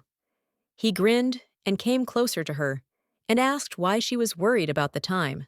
Japhon said with a fierce grin that even in such a situation, she was talking about business again. He sighed heavily and asked if these matters were really more important than him. The emperor said with a grin that it was very difficult to predict, but if she touched his soul, she would be able to live without proving her worth to him. He sighed heavily and said that he would not care whether the ship was attacked or not, and if she gave him an heir, she would be able to significantly strengthen her position. The young lady looked at the emperor in surprise, but a moment later she touched his face with her tenderness. She remembered how, in his past life, he said that he could make her his lover. He said that she would definitely fall, but he could fulfill whatever she wanted. Then the young lady shouted at him with cold fury that she refused this offer since she was a princess and would not hand over her country. She thought for a moment and wondered what would have happened to her if she had accepted his offer right then. She understood that most likely she would not have survived all the suffering. She knew she would be delaying her last breath, but now she was burning with rage because she knew that she would no longer be as stupid as before. The young empress gave the emperor a cold look. Moments later, she said that it was true, as their child would undoubtedly be a wonderful magician. But after a few seconds, she pulled the emperor closer to her with lightning speed and said that her value was not at that level. The emperor froze for a moment in surprise, as he did not expect such a thing. After a few seconds, she apologized and pulled away from him. The emperor looked intently at his wife and said nothing to her in response. As she left, she said with a smile that he could rest for now. She smiled and said that he must be very tired from the long journey. Standing at the door, she said with a grin that when she was in the mood, she would be the first to hug him.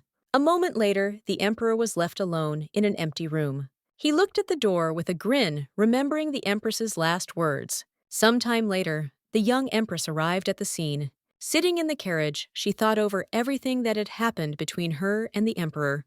She sighed heavily and looked into the distance in embarrassment as she almost gave in to him. Then she fought the temptation because she wanted to take possession of him. She knew it was nothing like what had happened to her in her past life. She sighed heavily, for she knew that his touch was very gentle, and yet she thought that she had done the right thing. She did not regret her choice now, as she was sure that she had not made a mistake. She was well aware of what exactly the emperor wanted from her. A moment later, the young man heard some noise. He approached his mistress and asked her to step out for a moment. He looked at her intently and said that they were almost there, but there seemed to be some problem. She looked at him in surprise, as she did not understand what he was talking about. Sin told the empress that on the bridge they had to cross, it seemed like someone was robbing a carriage. He sighed heavily and said that apparently they had not yet been noticed, and now he did not know what to do. At the same time, the young man shouted to the robbers to spare them, since he would give them all the money. Sin looked into the distance and asked the empress if he should call the guards or just hide until everything was over. A moment later, he froze in shock as he saw the empress step out of the carriage. He looked at her in confusion, not understanding what she was planning to do. At the same time, the empress looked into the distance with a predatory grin as she understood that everything had already begun. A moment later, a terrible cry was heard from the carriage. The man begged the robbers to leave them. He said that no one would be told about what had happened. But the young man flew into the carriage with lightning speed. He saw that there was something to profit from there. But a moment later, he turned around and froze in place from the slag. A few seconds later, the man was ablaze with fire. Everyone present was in shock because they did not understand what had happened. A moment later, the robbers were going up in flames one after another. At the same time, the young empress looked at everyone with a predatory smile. While she was enveloped in the same fire, everyone was in shock as they saw the owner of magic.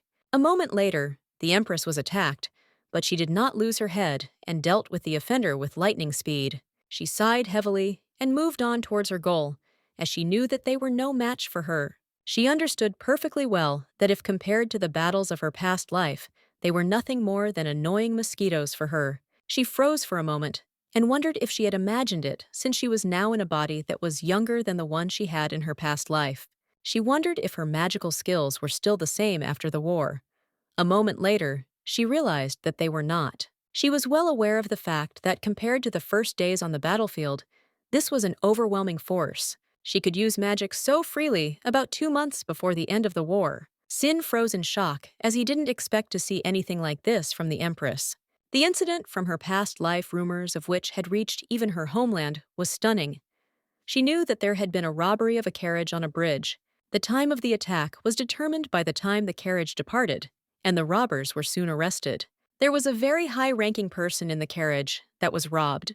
A moment later, the empress approached the carriage and with a smile told the young people that everything was fine and that they were no longer in any danger.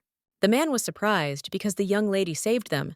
She smiled and said that it was so, because in the middle of the walk, she heard screams. And also, she said that they were very lucky. The man smiled and said that it was so, and with a joyful smile thanked her for saving them. A moment later, the young lady looked at the man with a smirk, as she knew very well who was in front of her. She said with a grin that now in front of her was King Yulin himself. The king froze in place for a moment. Lars said with a smirk that it was very strange. She asked who the girl next to him was. The empress looked at him intently and said with a grin that this was definitely not his wife. She looked at him intently and asked with a smirk if she should pretend that she knew nothing. The king backed away and brought the young lady closer to him. He was shocked and asked what she meant. He shouted that she was mistaken and that he was not the king at all. She smiled and said that it turned out that he did not remember her. She looked at the king intently and with a satisfied grin said that she had not introduced herself. A moment later, she told him who she was. Lars said with a satisfied smile that she had seen him many times in negotiations with her father. The king froze for a moment as he remembered her. He knew that she was a great lady in the world. She was called a villain. He understood that she was just a scapegoat from the kingdom.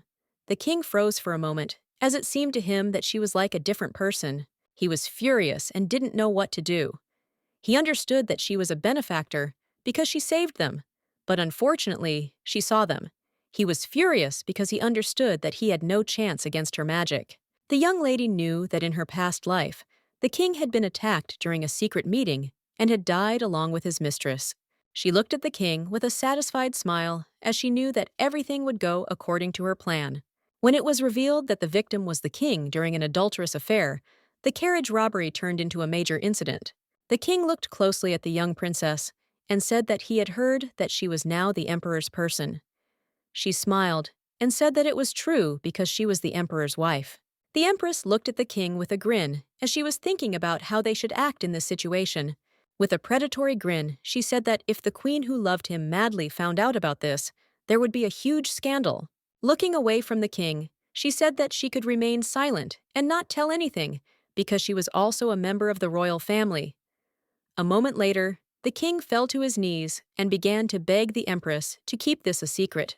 The king looked at her intently and asked if her father and Yulin Ne were in a close relationship. She was surprised, looked at him and asked what of it, since she now belonged to the emperor. She sighed heavily and said that the kingdom and the empire could not be said to have had a strong relationship. The empress looked at her victim with a predatory grin and said that he had to promise her something right now. At the same time, the emperor was sitting in the room and closely studying the documents. A moment later, the empress entered the room and asked with a satisfied smile if he had not yet gone to bed. He glanced at her sideways, but said nothing. She started to speak, but he interrupted her and asked if she had returned from a date. The young empress looked at the emperor with a gentle smile, but did not answer. A moment later, she said with a satisfied smile that she had only taken a short walk. While reading the documents, the emperor asked whether this walk was really more important than a night with him. The empress smiled and said that they would find out later if this was true. The emperor froze for a moment, as he did not expect such a thing. A moment later, she came closer to him, and taking the documents, said that she had met the king of Yulain by chance, and they had chatted for a while. The empress said that, although they did not affect international trade, he expressed a desire to create a strong connection with the empire. The emperor froze in surprise on the spot. Lars looked at the emperor with a satisfied grin and said that the king's signature was right before his eyes. She remembered how the king signed documents with trembling hands because he simply had no choice. The emperor looked closely at the parchment paper, for he clearly saw that it contained the king's handwriting. She smiled and said that the king had conveyed that he would like to receive them at the castle, and when the time came, he would send them an invitation. The young empress looked at her husband with a grin. He was shocked and did not understand how she did it at all. The empress said with a grin that she had already told him this before, and it was just a pure coincidence. The king had a grudge against them, and a couple of months ago he had declared that he did not wish to bargain with them. A moment later, the young lady approached her husband and said that she had previously made him a promise, and he must remember it. As she was leaving for the meeting, she said with a contented smile that when she was in the mood, she would be the first to hug him. Lars smiled and said that she was in a very good mood now. She looked intently at the emperor and asked him to give her one kiss. A moment later, she approached him. The emperor in turn froze in place. The young man looked intently at the emperor and asked if he had called him. The emperor looked closely at everyone present and said that as soon as the empress went out the door, they should follow her. He was furious and wanted to know what she was really up to. He said that if she suddenly divulged information about them, then they should arrest everyone and drag them to him. He said that he would definitely finish what he started. The young people watched the empress quietly from the side as they noticed that she had met the king. The young man looked at his friend and said that the carriage had been attacked by an armed force. He was shocked because he had not expected such a thing. He said that then, the empress, with her monstrous magical power, dealt with everyone. She also threatened the king into signing the document. They were shocked and bewildered, as it seemed to them that the empress knew that the carriage would be attacked. They were puzzled because they assumed that she had planned it all herself. At this time, the young lady froze in place for a moment as she saw the emperor's superb naked body. A moment later, the emperor touched her tenderly and gave her a kiss as a reward for her work. Some time later, the young empress returned to the castle. Unfortunately, she realized the fact that when the morning came, the emperor was no different from his former self, without any awkwardness or tenderness, and in the carriage, he always maintained silence. She sighed heavily, as she knew that the emperor had many women after all, but she was glad that she had passed the test after all. She realized that if that was the case, then she had made some progress in this. She was in shock, wondering if he noticed how her hands shook when he touched her. She wondered if this was the reason he had suddenly cooled towards her. She sighed heavily, because she understood that most likely this was not the case, because he did not say anything. She was puzzled and did not understand why such a thing happened to her at that moment. Xing looked at the Empress with a keen and surprised expression. She was in shock because she did not understand why at that moment she remembered her past life. She was furious because she didn't understand why everything happened the way it did. The young lady glanced sideways at her subordinate and asked him to braid her hair. She understood that whatever happened with the king's signature, she had somehow confirmed her value. That night, she blackmailed him into signing a friendship agreement with the kingdom. The king also then promised to send them an invitation later. She wondered if the king officially sent out an invitation, would that be irrefutable proof? She knew that then the emperor would relent. A moment later, the empress heard some noise and asked the maid what was going on. The maid looked at her mistress intently and said that this morning one of the concubines was ordered to return to her homeland. Eliza was furious and shouted at the knights to let her go. She was in shock. She didn't understand that they would even boil him. She screamed with rage and asked if they really thought that they could get away with such an attitude. Eliza! She screamed and asked if they really wanted her to return to her homeland. All the ladies froze for a moment, puzzled by everything that was happening. She was shocked and screamed because she did not understand what was the meaning of such a thing, because she was the emperor's concubine. The young man said that it was the emperor's order. She froze in shock and looked intently at the knight. The knight looked closely at the concubine and said that the emperor had told her that he no longer needed her. The young lady was furious and screamed that it was all a lie and asked if they really wanted her to believe it. Everyone froze in shock. Eliza screamed that the emperor would not be able to trade without the help of her house, screamed that he needed her and no one could replace her. She was furious and demanded an immediate audience with the emperor. The empress, in turn, looked intently at the concubine as she was shocked by this. But a moment later, her expression changed, and she looked after her with a grin because she understood that she had won. At the same time, the emperor was sitting in his office and thinking about this situation, since he knew without a doubt that she had met the king. His subordinates reported to him that it seemed to them as if the empress knew for certain that the carriage would be raided. They were shocked as she destroyed the bandits with her monstrous powers. But more than that, they were shocked by the fact that she had managed to achieve such a result through blackmail. They knew that no matter how you looked at the situation, it could not be called a simple accident. The young men unanimously asserted that they were completely sure that she knew that the king would be with his mistress. The young people also checked and found out that even the robbers had not been wanted before the emperor. In turn, understood perfectly well that the young empress had calculated everything. He was shocked because she knew about the scandalous rumor she used salvation and threats. And after all, she presented him with a friendly agreement. The emperor could not resist and burst into wild laughter throughout the entire office. He was shocked because she even presented him with a personal invitation from the king. He understood that if this really happened, they should be present as inseparable spouses.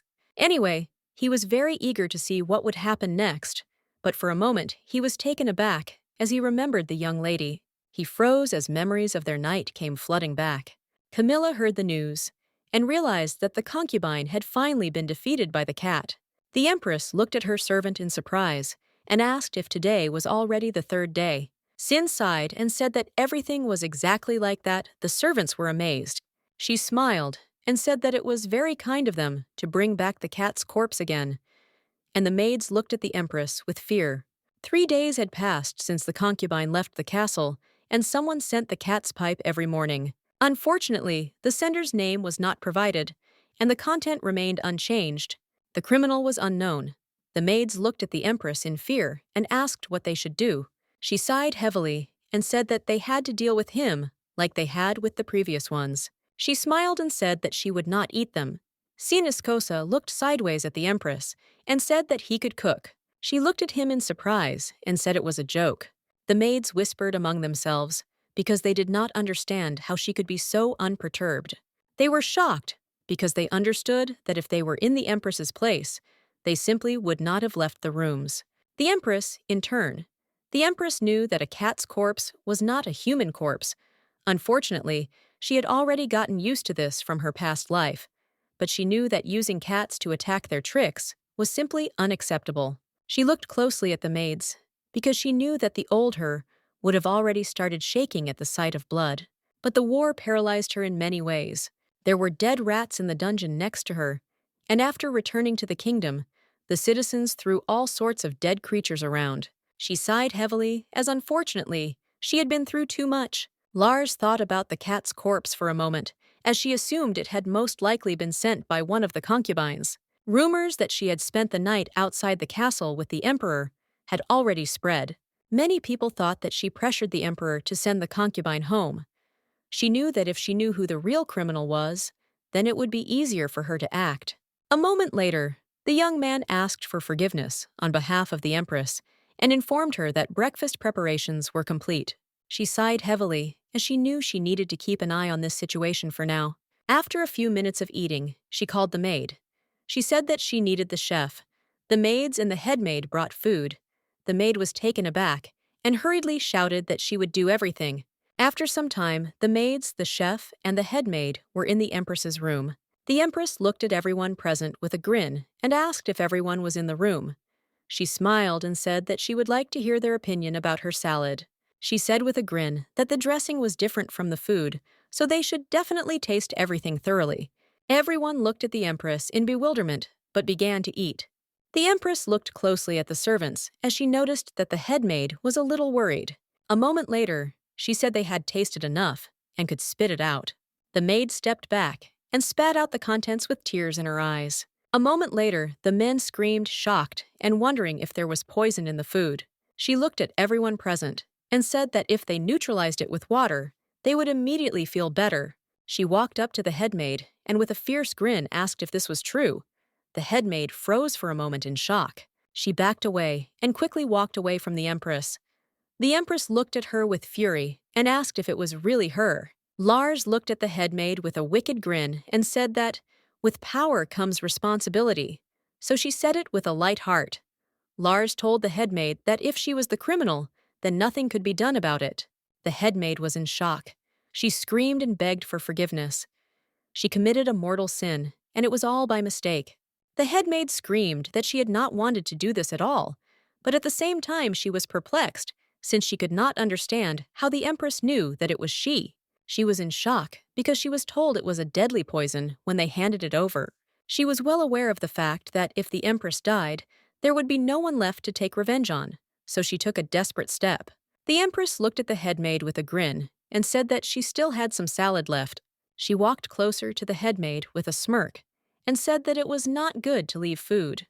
A moment later, with cold fury, she shoved the head maid's salad into her mouth. After some time, the head maid was carried by knights, as she was unconscious due to the poison. The Empress sighed heavily and said that trying to kill her with such a cheap poison was simply disrespectful to her. Sin, without looking up from his work, said that if she wanted, he could find out about the top-class poison. The Empress looked at her subordinate with a grin and said that if she needed anything, she would let him know. She knew perfectly well that this poison was not too dangerous for her, and she assumed that it was just a warning. Against him, she would not have been able to get out of bed for some time, but now this fate awaited only the head maid. Since childhood, her parents forced her to train to develop resistance to poisons. In fact, they did similar things so that she would test for poison for her brother and sister. Unfortunately, her famous villain was poisoned more than anyone else. She was well aware that this poison had a low lethality and was easy to taste. Now she wondered which of the concubines was close to the head maid. A moment later, the young Empress froze in place as she realized who was behind everything. She was furious because she realized that the sixth concubine had done all this. The knight looked closely at the Emperor and reported that the Empress had been tried to be poisoned. The knight said that the culprit was the head maid. The Emperor looked closely at his subordinate and asked about the state of health of the Empress. He said that the Empress immediately spat out the poison and did not appear to be injured. The knight looked closely at the Emperor and said that the head maid was unconscious because the Empress herself fed her poison. The Emperor looked at his subordinate with a grin and asked if the Empress herself had revealed the poison presence and identified the culprit. A moment later, the emperor burst into wild laughter. The young man froze in shock as he looked at the emperor, wondering if he had just smiled. The emperor sighed heavily and told his subordinate to get rid of the maid after the investigation. And he also said that the empress needed to send the palace physician. Everyone present was shocked. The young man asked the emperor in surprise if they should really send the empress's palace physician away. The young man was shocked by the emperor's actions.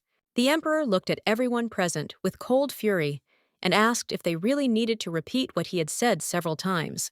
The knight with the speed of lightning asked the emperor for forgiveness and said that he would do everything immediately. The doctor looked closely at the empress and said that she was fine, but just in case she should drink more liquid, and within a few days her condition would return to normal. The young lady, in turn, was a little surprised that the emperor actually sent a palace physician. She was well aware of the fact that she was resistant to poisons, and there was no need for it. She was poisoned many times in prison, but she still did not die. Now she wondered if in her past life these were also the tricks of a concubine. Now she very much regretted that she doubted Sasha, because she helped her. A moment later, the healer used stabilizing magic on the empress. He looked at her with a smile and said that this magic would ease her symptoms. She looked at his magnificent magic in surprise and thanked him with a joyful smile. He smiled and said that she didn't need to thank him since their role was to take care of her. She knew that in any country, such magic was a feature of the royal family. She wondered if this man was actually not from the royal family. The young man smiled and said that the only one who could help the emperor was her, because she was the treasure of their empire. He smiled and said that she didn't need to be shy, and that she could come to him even with a slight cold.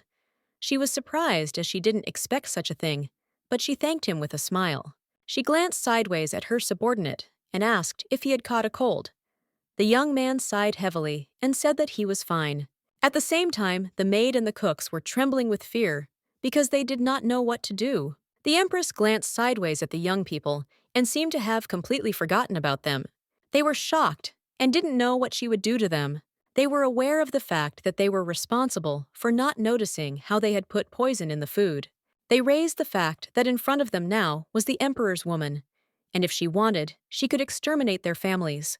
The empress looked at everyone present with a grin and asked for a forgiveness for calling them. A moment later, she smiled and asked if they could stretch out their hands. They looked at her in confusion, not understanding what was happening. She said that they had also taken poison, and for their troubles, she wanted to thank them. She smiled and said that just in case they should take care of the treatment. The young man smiled and asked everyone to follow him to the infirmary. Everyone present beamed with happiness. They were shocked, but at the same time glad that she treated them this way. A moment later, they bowed low to the empress and asked her forgiveness. She sighed heavily and slowly began to drink her tea, as she knew that they did not want to harm her at all. A moment later, she asked her subordinate to open the window. She realized that carrot and stick were the basis of governing a state. The young people were surprised that the empress gave them so much money. The empress sat with a joyful smile and looked at the young people.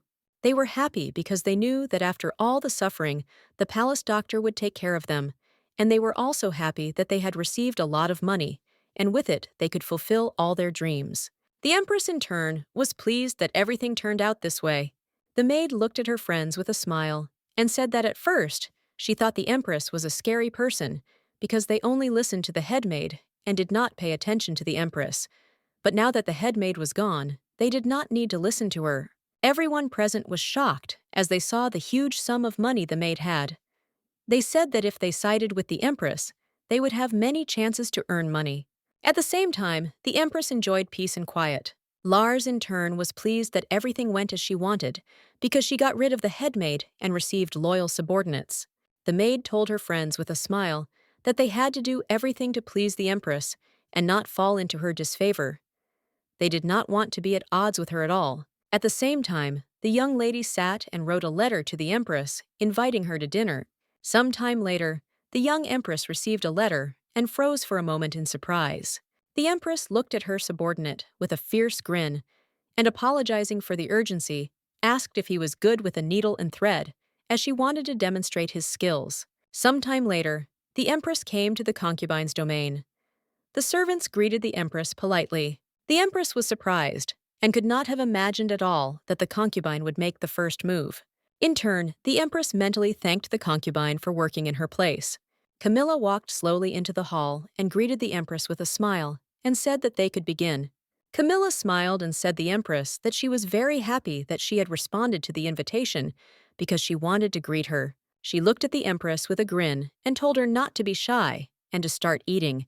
Camilla said with a sly smile that there was nothing like poison in the food. The Empress in turn looked at the concubine with cold fury. A moment later, began to eat. Camilla sighed heavily and said that she had heard about the recent incident, and it was a very bad story. The Empress smiled and said that the story was not very good, but she was still lucky because everything went without problems. Camilla said with a smile that this was very good because if the Empress died, everyone would be sad. The Empress sighed heavily and said that there were a lot of vile people around. Camilla looked at the Empress with a smile and said that she was showing interest in the Emperor and many unfriendly glances because of this. Camilla said with a smile that now that one concubine had left, she felt a little sad. Camilla looked at the Empress with a smirk and asked if this was really her doing.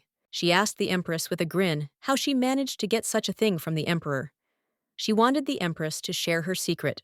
The Empress was a little surprised by her questions and said that she had not done such a thing. Camilla said with a grin that the Empress probably did that. Camilla looked at the Empress intently and said that it was better to deal with the obstructing people with her own hands. She said that since she was from the Marquis family, she had very good connections with the nobles, and if the Empress needed to deal with the body, she could feel free to contact her. Camilla Ribcoy said that, of course, making someone a corpse is also not a problem, and in fact, people who spoke out against her family were wiped off the face of the earth, and by blackmailing someone with family or loved ones, you can achieve a lot. The Empress sighed heavily as she was bored because she was hardened by war and torture, and if her family was harmed, then on the contrary, she would benefit greatly from it. She looked at the young lady intently and said that by becoming the Emperor's man, she had cut off ties with her family. Camilla looked at the Empress in surprise and asked with a smile if that was really the case. A moment later, she asked the Empress with a smile, "What about her servant?" The Empress was taken aback for a moment, as she did not expect such a thing.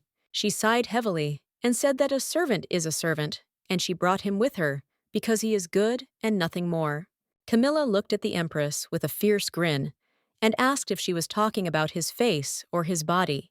The Empress smiled and told the young lady that she had very refined jokes, but she was satisfied with her husband, so she did not need anyone.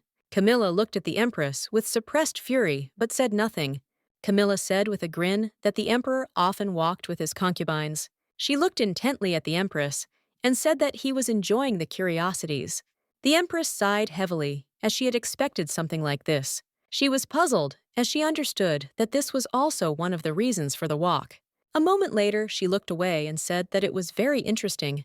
A moment later, she smiled and said that no matter how many concubines the Emperor had, he was not particularly interested in them, and she knew it. She looked at the young lady closely and said that it didn't seem like that. She asked if he had spent many nights with the young concubine. She knew perfectly well that since she had arrived in the Empire, he had not spent the night with anyone. The young lady stood still for a moment and thought about the Emperor. After all, she always spent her nights alone. She was seething with rage, but she still held it in. The Empress looked at the young lady with bewilderment and wondered if the Emperor had not spent a night with her for a long time. She sighed heavily, as she was not interested in this. Lars looked at the concubine with a satisfied smile and said that it seemed like he hadn't come to see her lately. She said that if a woman does not lead in it, then this is the end. She asked the concubine if she also thought about this. Lars knew perfectly well that this was complete nonsense, but now this thought would spin around in her head. Lars said with a grin that it must be very scary to grow old year after year, even though she was a woman and an emperor, but she would not become an official spouse. Camilla said with fury to the Empress that she should be careful with her words. The Empress, with a smirk, asked for forgiveness and said that it seemed she had spoiled the young lady's whole mood. The Empress smiled and said that today, in response to her invitation, she had also prepared a gift. She looked at the concubine with a smile and asked her to accept the gift. Camilla froze in place from shock. She looked at the young man and the small box he was carrying, stunned. She froze in shock and wondered if it was the same thing she had recently sent to the Empress. The Empress looked at the young lady with a predatory grin and asked what had happened to her. She smiled and asked why she did not open the box. The young lady, in turn, cautiously and slowly opened the small box. She froze in shock when she saw the small toy that Xing had made earlier. The Empress looked at the young lady with a gentle smile and asked if she liked the little gift. Camilla was puzzled because she did not understand what the gift was for. The Empress smiled and said that someone had been sending her gifts lately. The young lady shuddered and froze for a moment. The Empress smiled and said that it seemed as if someone meant that she looked like a cat.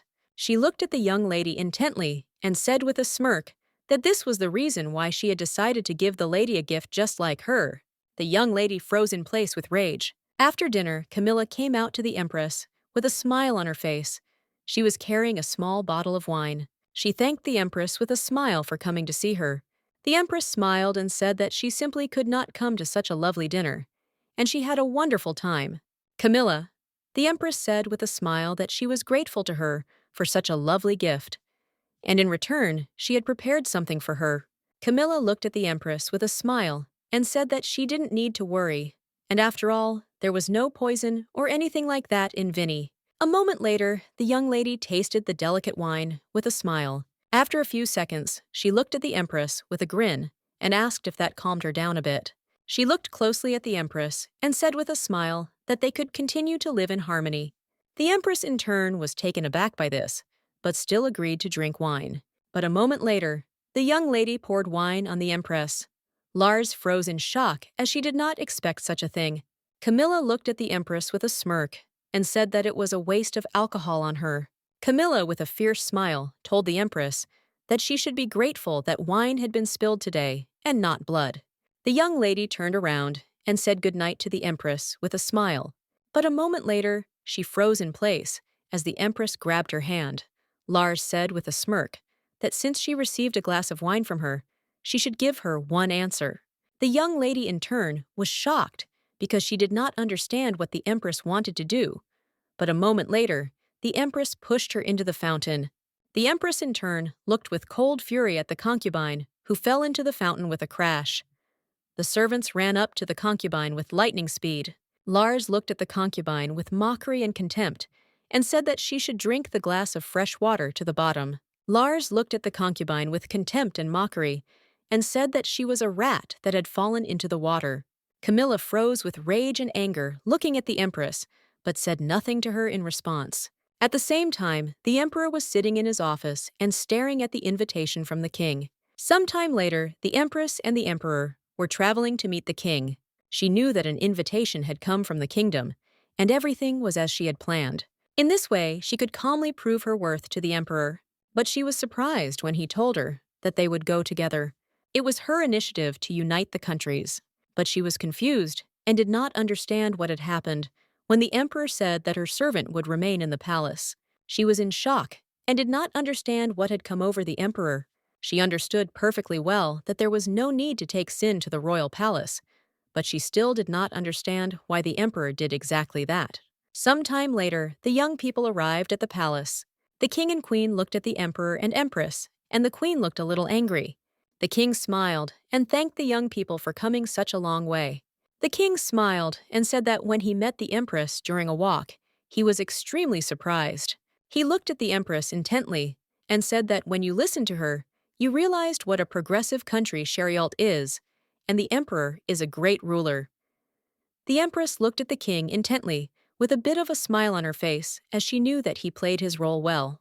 He smiled and said that from now on, they should forget about the past. He looked intently at the Empress and said that from now on, they must build strong relations between their countries with all their hearts.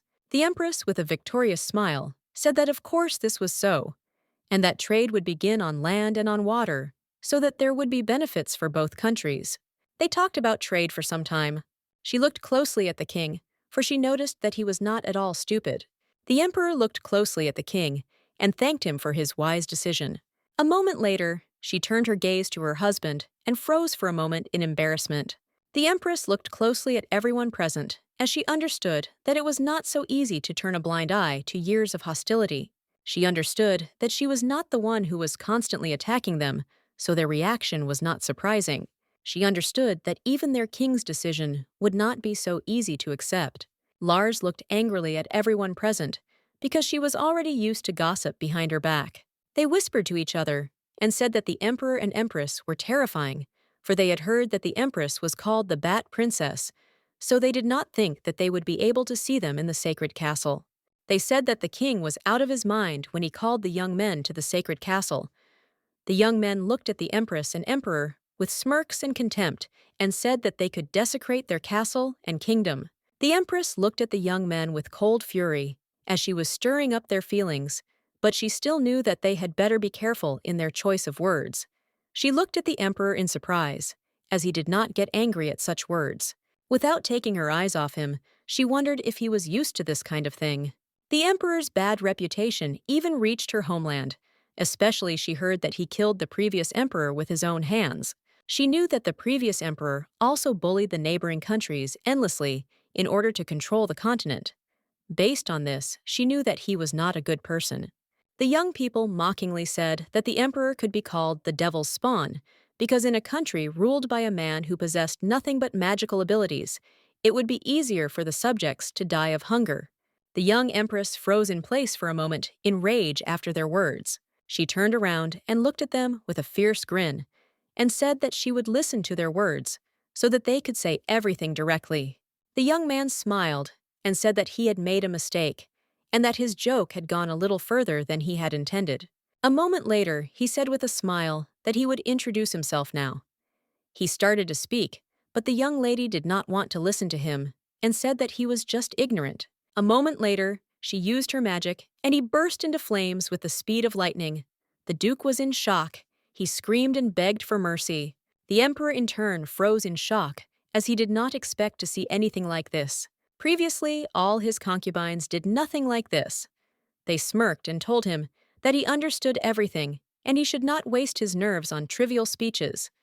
Some ladies simply ignored such words, so he was surprised by her actions. The Emperor looked closely at his wife and asked what she had just done. He came closer to her and asked if she was trying to win his favor now. The Empress turned around and said with a smile that she was only doing what she had to do as his lawful wife. She said with a satisfied smile that all responsibility lay with her, so he shouldn't worry. Lars said sheepishly that the brothers firing at each other was a common occurrence for her. She was well aware of the fact that the only reason he had extended his helping hand to her was out of pity for her. The Empress looked at her husband with a predatory smile and said that if she wanted to win his favor, she would tear out his tongue and burn it to ashes. The Emperor stood frozen in place for a moment in surprise.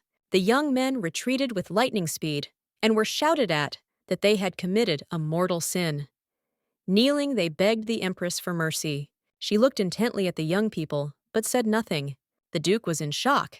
He shouted that he was drunk and therefore did not understand what he was saying. He backed away and began to talk about their relationship between the countries. But a moment later, the Emperor could not bear it and burst out laughing wildly. Everyone present froze in place for a moment, looking at the Emperor in surprise. The Emperor looked at his wife with a fierce grin and said that he couldn't even be angry. Lars looked at her husband with a victorious smile. She was pleased with his reaction. After a while, they turned around and walked towards the exit, not looking at the young people. The next day, the maid walked leisurely around the castle grounds as she went about her routine work. But a moment later, she was taken aback as she tripped and fell. She was puzzled because she had a lot to do, and she was in a hurry, so she didn't expect to fall. She looked back like lightning because she wanted to know the reason why she fell, but a moment later, she froze in horror. She screamed as she realized that she had tripped over the body of a young man. At the same time, the Empress sat quietly in her room and read a book. The alliance between the Empire and the kingdom instantly spread across the continent. The king quickly dealt with the recent incident, calling it the price for showing disrespect to the guests. The Empress, in turn, was fully aware of the fact that even execution would not be an excessive punishment. Some time later, the servants whispered and did not say that the Empress had sorted out the relationship with the kingdom. They were amazed since no one could dream of trade without the help of Annette, the family of the fourth concubine. They said that still the young lady was not fit to hold a candle to the empress. The maids happily courted the empress, and asked if she wanted anything. They said that they would be happy to carry out all her orders. The empress looked at the maids with a smile, and said that she would not refuse 1 cup of tea. She was amazed, as she did not know that gold would have such an effect. The maids smiled, and asked the empress if she was cold since she had a blanket prepared. The empress smiled and said that she was not cold, because thanks to the care of the maids, her soul was warm. The empress smiled and said to her subordinate that no more cat corpses had appeared. She smiled and wondered if they should have sent a couple of rat ones in return. The young man looked closely at the empress and said that he could catch some in the kitchen. She looked at him with a smile and told him to calm down and not to worry about such things. Next week, Meridian was finally due to arrive. She knew the emperor was accompanying the ship, so she had to come up with a plan in advance. She was well aware that she had to proceed with caution. At the same time, the young lady was burning with rage and anger. Camilla was angry because the empress had managed to make an alliance with the kingdom.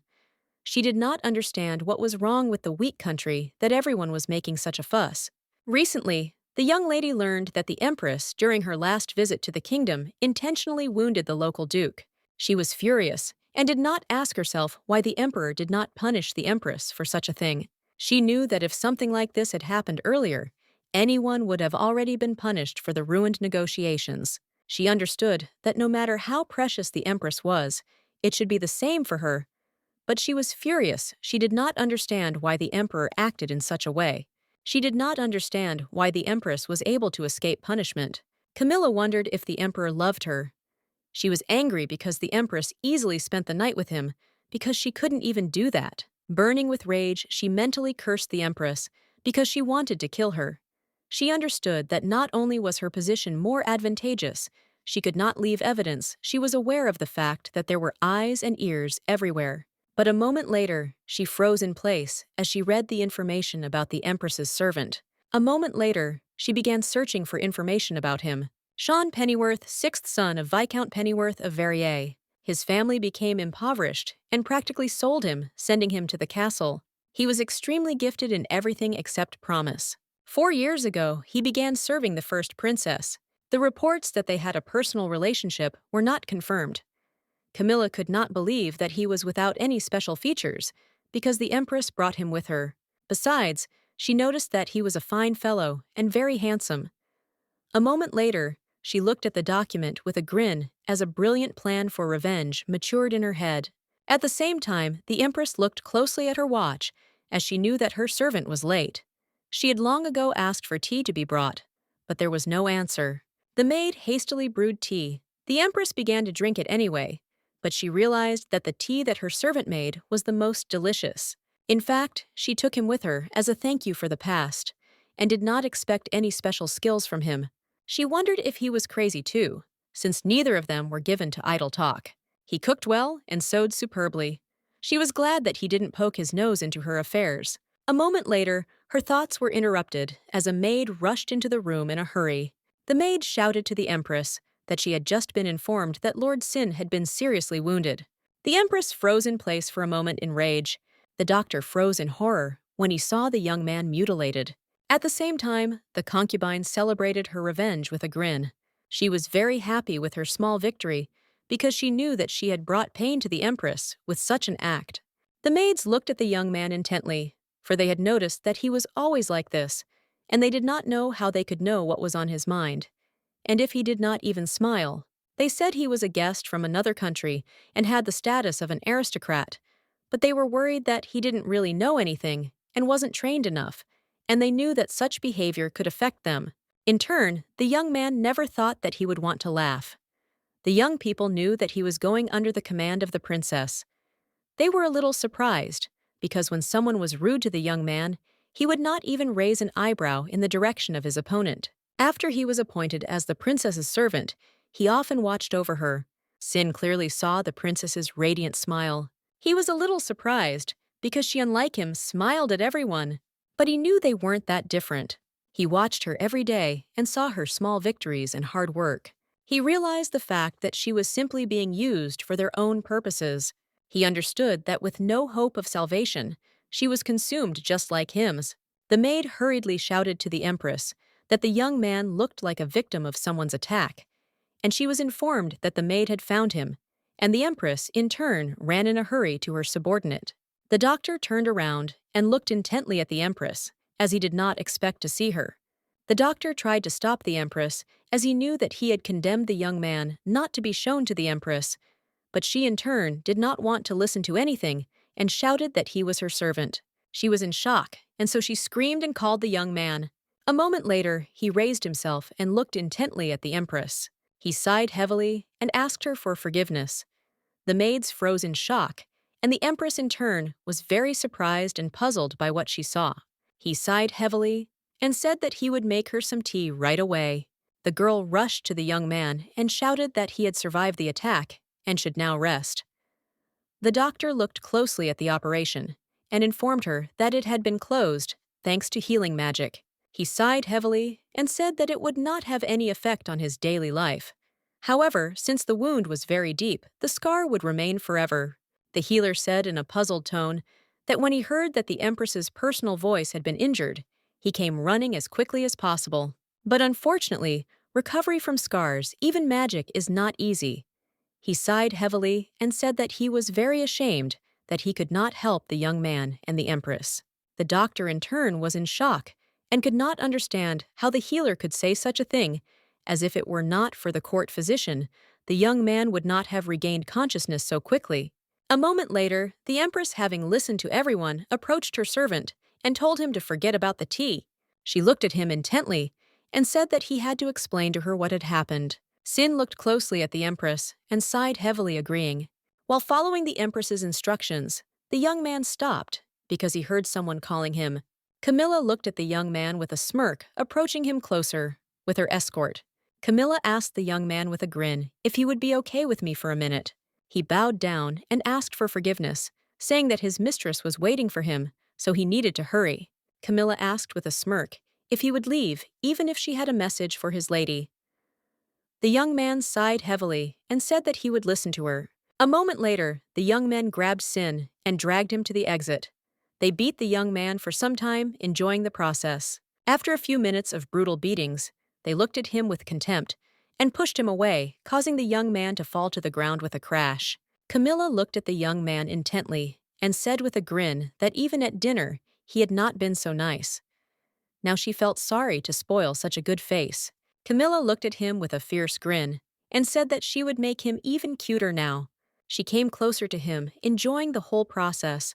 She said that he should convey her message to his mistress. After listening to her subordinate's story, the Empress froze in place for a moment. The young maids looked at the young man with horror, as they did not expect such brutality from a concubine. The knight looked closely at the Empress, as it seemed to him that she had lost the power of speech. The maid was puzzled, as she knew that the Empress had brought the young man from her homeland, and for her, most likely, this was a huge blow. The other maid was shaking with fear, because she knew that they were connected with the Empress, and was very afraid that something similar could happen to them. The Empress looked intently at her subordinate, and with tenderness in her voice called him. She touched her subordinate, and slowly raised his head and looked intently into his eyes. Lars looked at the young man with a gentle smile, and said that he was handsome. Sin froze in shock on the spot, as he did not expect to hear anything like that from her. Everyone present was taken aback and looked at the Empress in surprise. She looked at him with a fierce grin and said that, even though he was wounded, he was still sweet and simply perfect. A moment later, she came closer to him and quietly whispered in his ear that she liked this too. He froze for a moment in shock, but the Empress's words were a gift to him, and he couldn't help but smile. A moment later, the young man thanked the Empress for such words. Everyone present was taken aback and looked at them in surprise. As she left, the Empress said that he should have a good rest. Sin was taken aback and started talking about tea. She smiled and said that there was no need for that now. As she was leaving, she turned around and, looking at the young man, said that she could have a cup of tea at Madame Camilla's mansion. The young man burst into the Emperor's office with lightning speed and called him in a hurry. Bowing, he asked forgiveness for interrupting the Emperor's work, but he had just received a report. He shouted that the Empress was heading to Madame Camilla's mansion, and the Emperor was momentarily taken aback. At the same time, Camilla, drinking tea, enjoyed her revenge. She couldn't even imagine that the servant wouldn't resist. She assumed that he was afraid of harming his mistress. The young lady, in turn, thought that this was a very wise decision on his part. She remembered how he had stared at the Empress, never taking his eyes off her. She thought for a moment, and with a predatory grin, said that she really enjoyed hurting him. She tore his mouth open, but he showed no signs of fear. She knew perfectly well that the mistress would be frightened by his appearance. The toy, which has only a good face, returns to her as a monster incarnate. Camilla understood perfectly well that the young lady had finally realized, after everything that had happened, that she had gotten involved with someone she shouldn't have. A moment later, a maid burst into the room. Camilla looked at the maid in surprise and asked what the noise was about. But at the same time, the Empress burst into her castle, and she used her power. The Empress was furious and destroyed everything in her path. The young ladies were shocked because they did not expect this. A moment later, the maid screamed as the door to her mistress's room was ablaze. A few seconds later, the Empress came into the room and glared at the young lady with cold fury and anger. Camilla, in turn, did not flinch and greeted the Empress with a grin. She asked the Empress what brought her to her. Camilla, with a fierce grin, told the Empress that she had damaged the front door to her room, and now she was very scared. Camilla looked intently at the Empress and said that if trouble knocked politely, she would certainly open the door for her. But the Empress, in turn, looked intently at the young lady, but did not answer. Camilla, with a predatory grin, looking at the Empress, said that she had heard about her servant, so she transferred her condolences to her. She said mockingly that when owners are not wise enough, their things often become unusable. Camilla, looking at the Empress, said that such wounds would be instantly healed by the Emperor's magic. She looked at her closely and said that he was known for not wasting magic on other people, let alone doing him a favor. Camilla looked at the Empress with alarm and said threateningly that she wanted to ask her not to come any closer. She smirked and asked the Empress if she didn't know that she was unique among the Emperor's concubines. Camilla looked intently at the Empress and said mockingly that the Emperor was very protective of her, but the Empress in turn did not listen to the young lady. She came closer to her with lightning speed and looked at her threateningly. Camilla told the Empress that if she touched her with even a finger, then in that very second there would be no trace left of her. But Lars looked at the concubine with cold fury and with the speed of lightning put her hand on her head. The concubine shuddered and froze in place from the shock, but a few seconds later, the Empress used her power with cold fury. The young lady was in shock. She was screaming in pain as her head was. A moment later, the Empress slightly increased her strength, and her ice was completely forgotten. The concubine was puzzled and screamed in furious pain. A few seconds later, the Empress came closer to her. She wanted to punish her in the same way as she had previously punished her servant. Camilla froze in place, unable to move. Lars looked at the concubine with a fierce grin and said that she would now pay for her actions with her face. A moment later, the Empress used her power again, and the room was filled with the screams of the young lady. A few seconds later, the men ran into the young lady's room. They were shocked and at the same time furious as the Empress was harming their mistress. The Empress turned around and froze in place in surprise as she saw familiar faces. She remembered how the men in her past life mocked her, saying that they had received orders from above. Then they said that she was unworthy of looking at the Emperor's face, and in carrying out the order, they had caused her irreparable harm. The Empress looked at the men with cold fury, for she already knew how she would deal with some of them. A moment later, she directed all her furious magic at them, and the men screamed at the same moment because they were burning in the fire. The Empress slowly approached the young lady and looked at her with a grin. She remembered how the concubine of her past life, together with her henchmen, mocked her because she dared to reject the Emperor's offer. They said that she was a simple ignoramus because she did not understand what she was refusing. The Empress looked at the young lady with a grin and said that she was ugly. She smiled and said that the young lady was dirtier than any vile roof. Camilla froze in place for a moment. She was in shock and could not utter a word. The Empress, in turn, looked at the girl with a fierce smile because she knew that it was now her turn. A few seconds later, The Empress burned her fire again as she wanted to use force. But a few seconds later, she heard that the Emperor himself had come to visit them. Turning around, she clearly saw the Emperor in front of her. He looked at her intently and asked what she was doing. He didn't understand what she was even thinking. The young Empress looked at the Emperor with a smile on her face. He was surprised because he saw that the man was on fire, and the concubine sat very quietly, not moving, because she had also been injured. Lars smiled and told the Emperor not to worry, so much as it was just sweet jealousy. The Empress looked closely at her husband with a satisfied grin on her face, as he had said earlier that he would turn a blind eye to the sweet jealousy of his concubines since she was his wife. Camilla froze in shock. She understood that now she needed to get as far away from the Empress as possible. A moment later, the Empress approached the young lady and used her power on her again.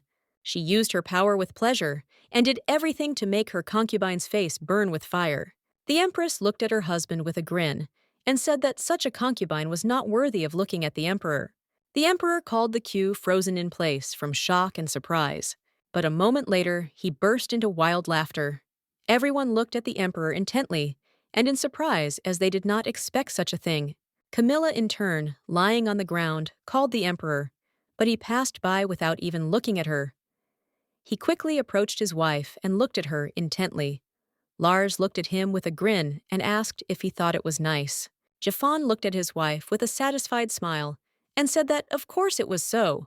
The attitude of those around her changed again towards the Empress, as the information spread throughout the castle that the Empress had taken revenge on the concubine because she had wounded the Empress's personal subordinate. The maids looked at the Empress with admiration and said that if she needed anything, she could tell them. The Empress, in turn, was well aware of the fact that because of the incident with the concubine, there were more authorities who favored her. She received letters from noble families. She understood that there were some families that she could take advantage of. But a moment later, she noticed that she had received one letter from home. A moment later, a maid entered the Empress's room and, asking for forgiveness, said that she had been appointed the new head maid. Lars looked closely at the girl as she realized that she was the successor of the previous maid. The girl apologized for not introducing herself immediately, but she still asked the Empress to take care of her. She told the Empress that while she did not have her personal servant, they would do everything possible to serve her impeccably. The Empress looked at the young servant with a grin and said that they could take a walk to the garden right now, but at the same time, she lit the letter that her father had sent her. At the same time, the young lady froze for a moment in place. She was puzzled as she heard some whispers from the servants. The young people were surprised and simply could not believe that the Empress was angry. Because of her subordinate, they said that he must have been very dear to her. They also knew the fact that the concubine's guards could not even move their hands when the Empress dealt with her. Sasha was surprised by this news. She was glad that everything was okay with the Empress, but she didn't even know that the Empress valued her subordinate so much. She briefly wondered if the Empress had used her magic because fire magic scared her. The young men whispered among themselves because they knew that the servant had been very seriously injured. They knew that his wounds were so serious that he could not even go outside after everything that had happened. Sasha froze in shock on the spot because she was amazed by what she heard. She was puzzled because she understood that if she had warned the Empress about the concubine back then, everything could have turned out differently. Some time later, the young lady who had picked flowers in the garden came to visit the young man. She entered the room and asked for forgiveness and introduced herself. She said that she had once drunk tea with the Empress. With a trembling voice, she continued to say who she was. Sin looked closely at Yul Ada and said that he remembered her, and he also asked for forgiveness for his inappropriate appearance. The young lady was taken aback and said that he didn't need to get up and that everything was fine. He was a little surprised, but she still did as she said. A moment later, she slowly walked up to him. Sasha sighed heavily and said that she was truly ashamed because that day she should have warned them better. She repented because everything happened because of her stupidity. Sin looked closely at the young lady and said that it was not so. He was well aware of the fact that the information about all the faces was sufficient. Xing sighed heavily and said that his mistress reported that the concubine did not say hello.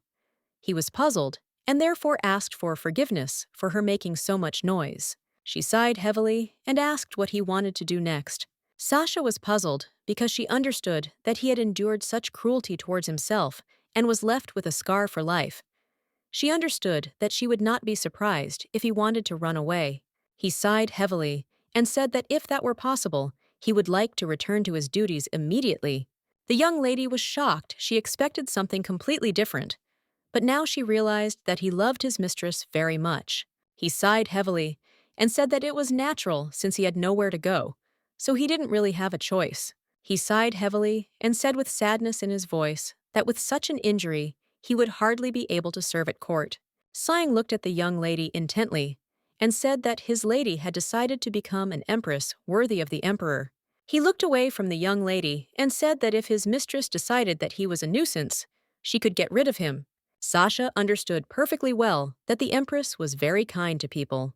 And as an empress, she has already achieved a lot. Now she was known throughout the palace as an empress with a kind soul, and this time she personally stood up for her servant. Sasha looked intently at the young man and said that the empress was very kind, and she would never abandon him. The young man froze for a moment because he knew the real identity of the empress. He understood that there were some misconceptions about the real identity of the empress, but in turn, he did not answer.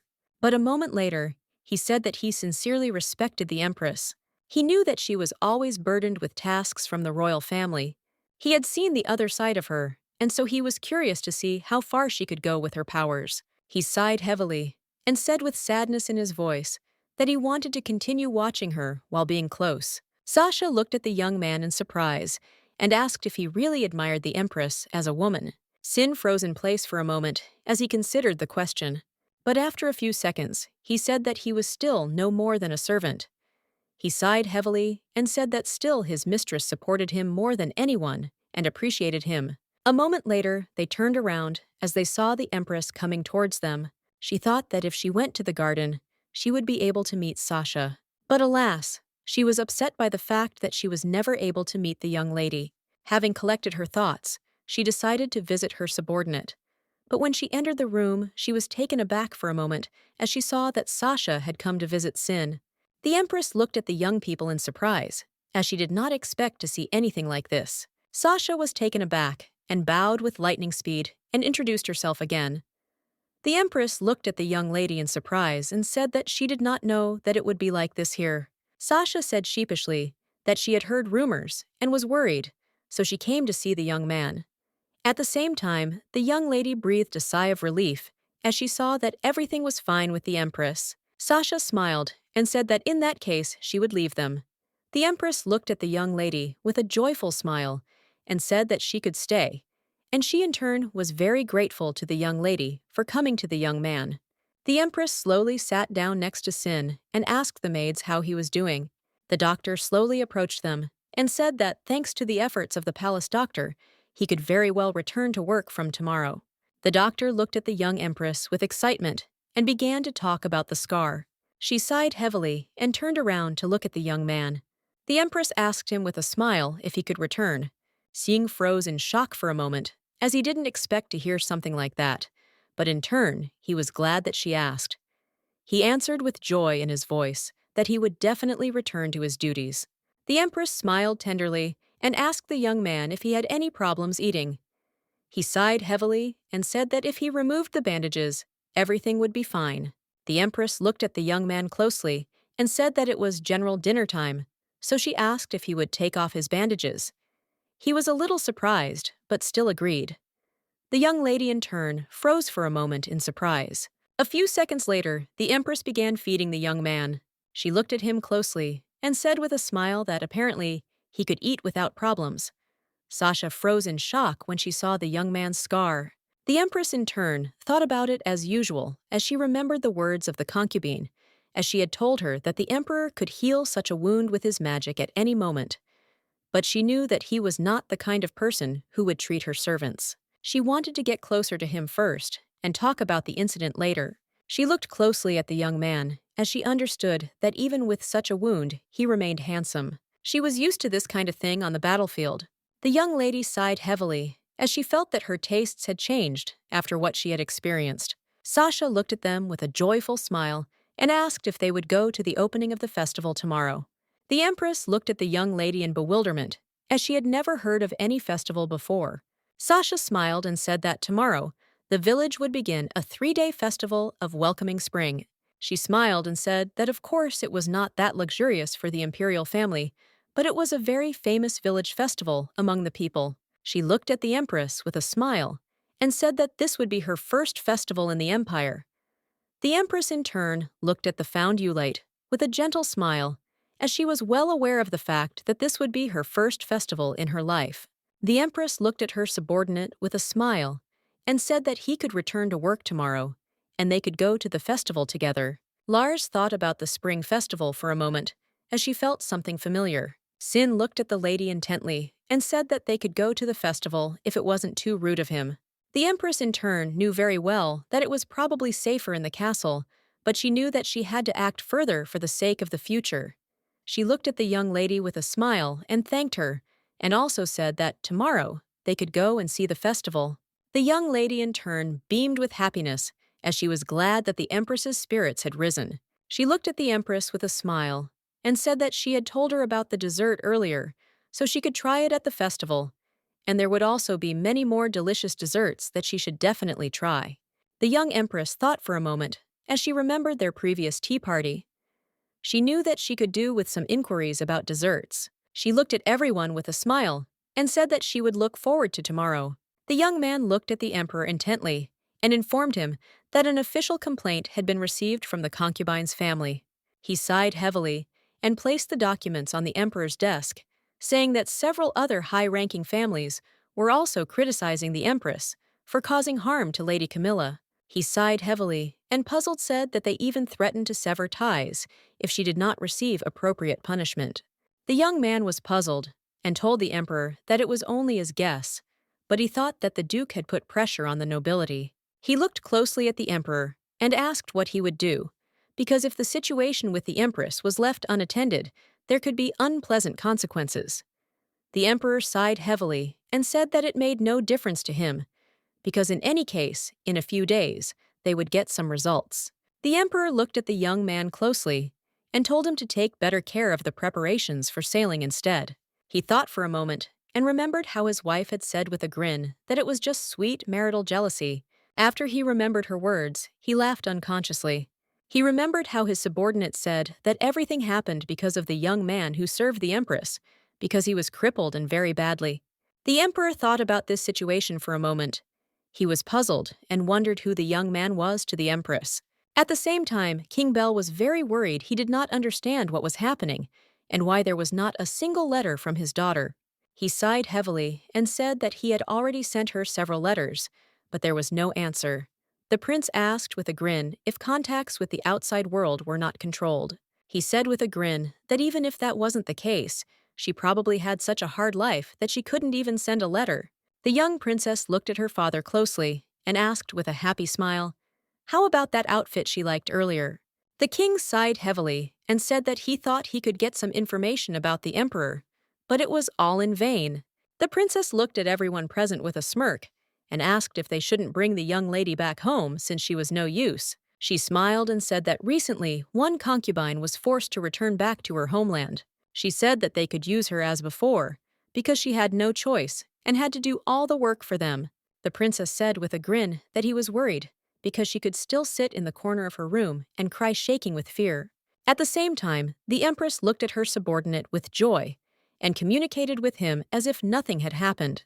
Everyone present looked at the young people with caution and fear.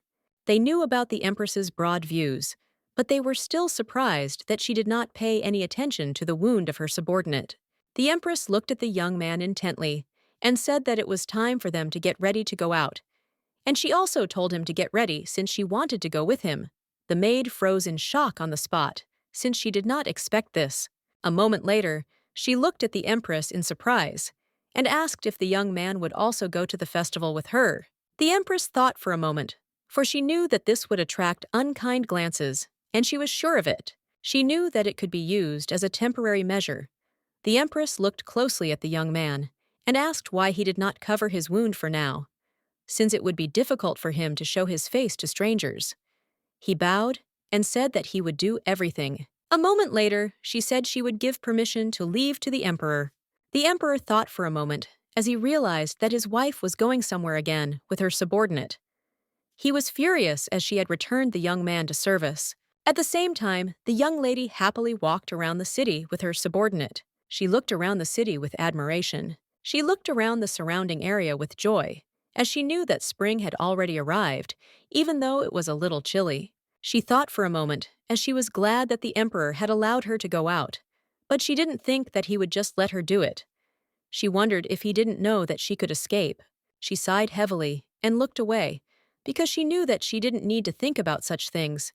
She looked into the distance with a smile, because she wanted to find out where those famous sweets were, that the concubine had told her about. Xing said that there were women standing in line not far from them, which meant that there were various sweets and desserts there. A moment later, she looked back, as she heard the merchant asking her if she was ironing well with her betrothed. The empress looked at the young man with a grin and told her subordinate that he did not look suspicious. In turn, she was glad that he still covered his wound. The merchant smiled and said that it seemed that they looked very good together. The empress smiled and said that the young man was her servant and her husband was busy with his work. The man was taken aback and said with a smile that as an apology for such words, he would like to treat her with sweets. Sin walked up to the merchant with lightning speed to pay for the delightful dessert. The empress looked at the exquisite sweets in surprise. A moment later, she froze in place and looked into the distance as she saw people who were enjoying every moment. At the same time, the ladies with joyful smiles were thinking about where they could buy flowers. She remembered how in her past life, sitting in the castle, with a joyful smile, she saw her relatives off to the festival. The prince sighed heavily and told his sister that they would be late for the nursery. Nicole said goodbye to her sister with a joyful smile. The king and queen told the young lady that there were many people at the festival, and it was not safe there, and they asked her with innocent smiles if she understood that. They told her that Nicole was just being really cranky, and so Eric had no choice but to go with her. They told the young lady that she had a lot of work left to do, so there was no way she could attend the festival. The knight looked intently at the empress, who was looking into the distance with a smile, and asked where they should go next. The empress looked at him closely and said that she would like to buy flowers, because all the girls wanted flowers.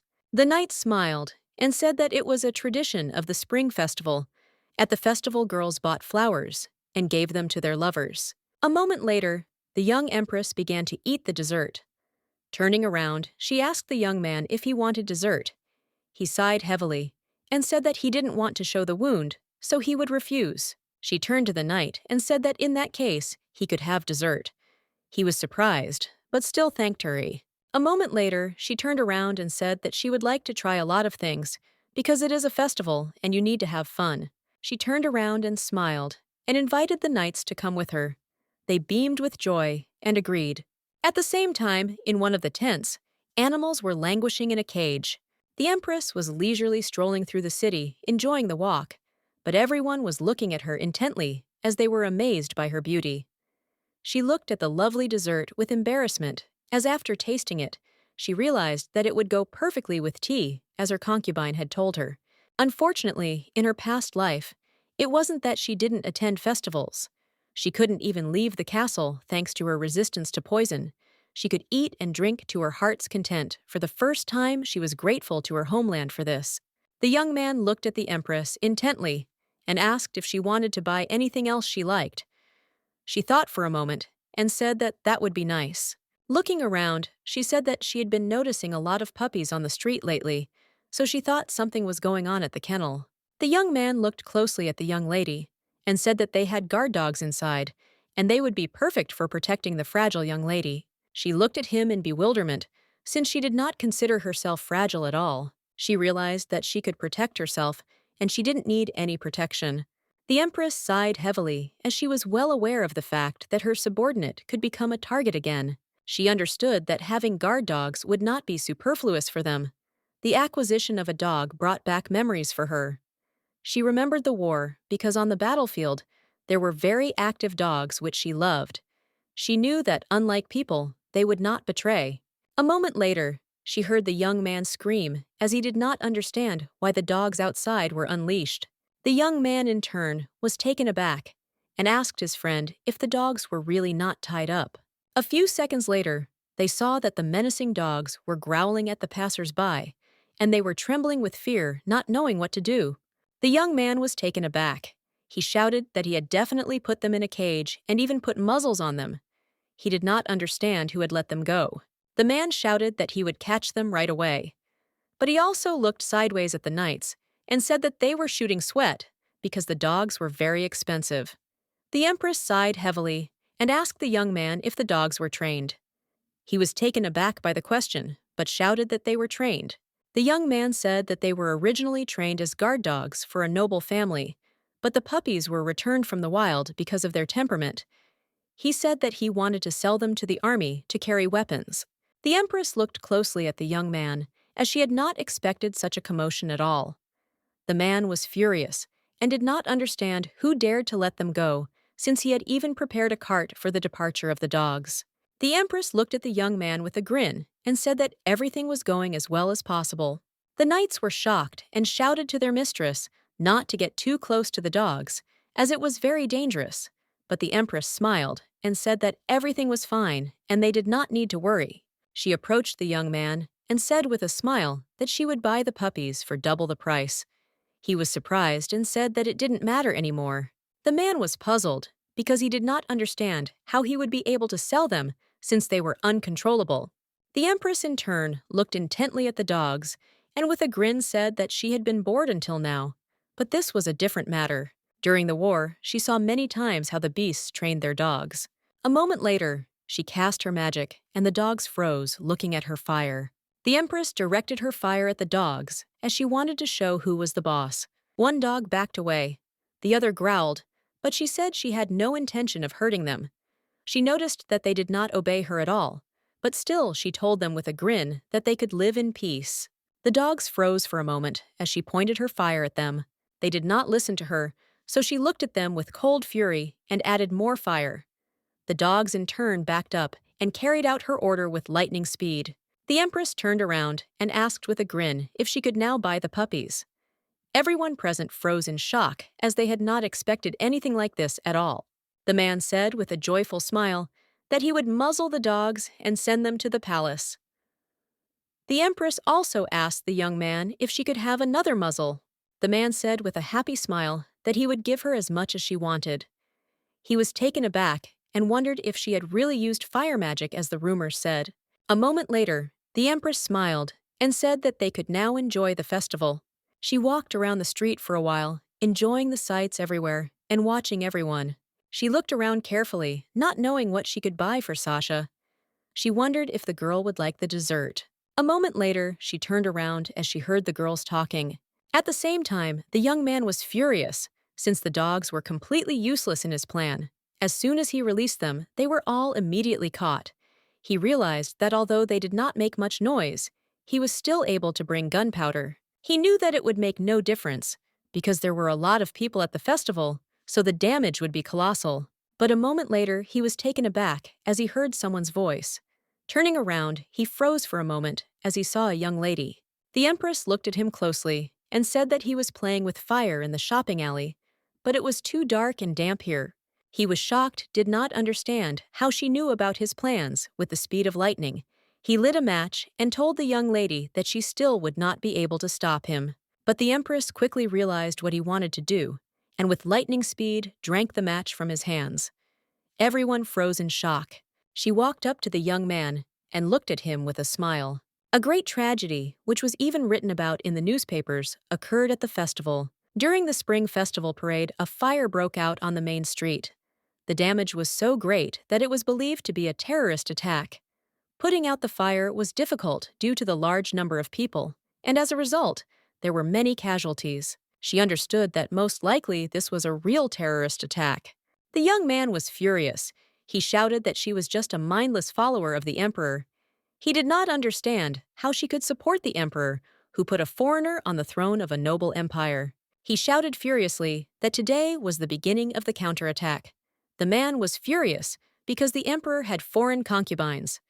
The empress was from the kingdom of Verrières. She sighed heavily as she realized that the young man was a nationalist.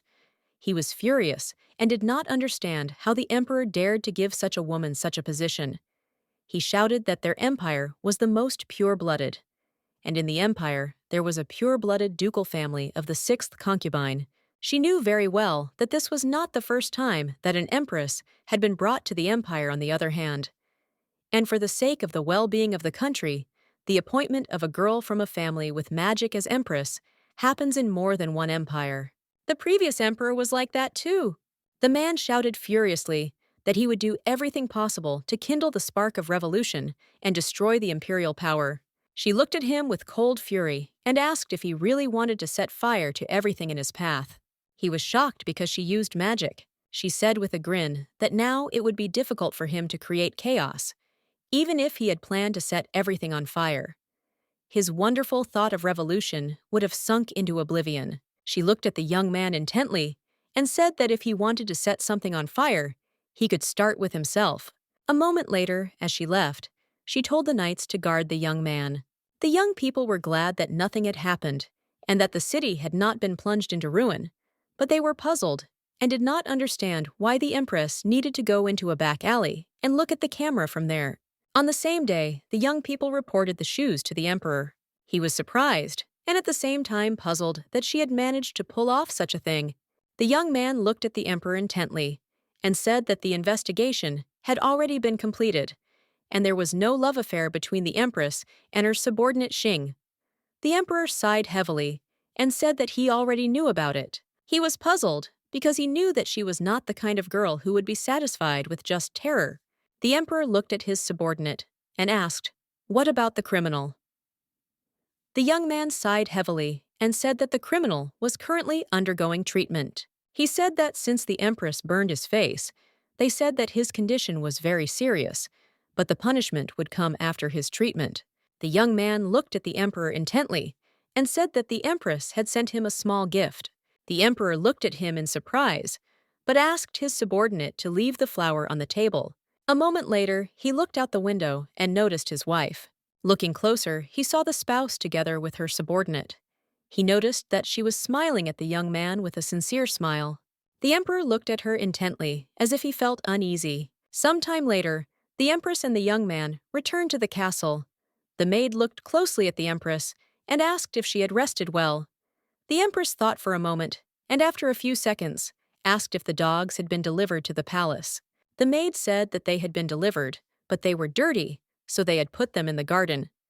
The empress thought for a moment, as she knew that the dogs were for the military, but she wanted to train them. A moment later, the empress turned around and told the young man to take the bouquet to the emperor and the other bouquet to Sasha. The young man bowed and said that he would do everything. She smiled and said that as soon as they changed their clothes, she would immediately go out into the garden. Some time later, the empress was in the garden and was looking closely at the dogs. The servants were alarmed, as everyone saw that the dogs were fierce, and unfortunately, they could not do anything with them. The young man said that while the dogs were being given food with a sedative, the empress smiled and said that she understood everything and also asked to release the dogs. The young man was surprised and at the same time puzzled, but still he followed the empress's order. She looked closely at the dogs as she realized that they had been shown their place once, and they had already remembered everything.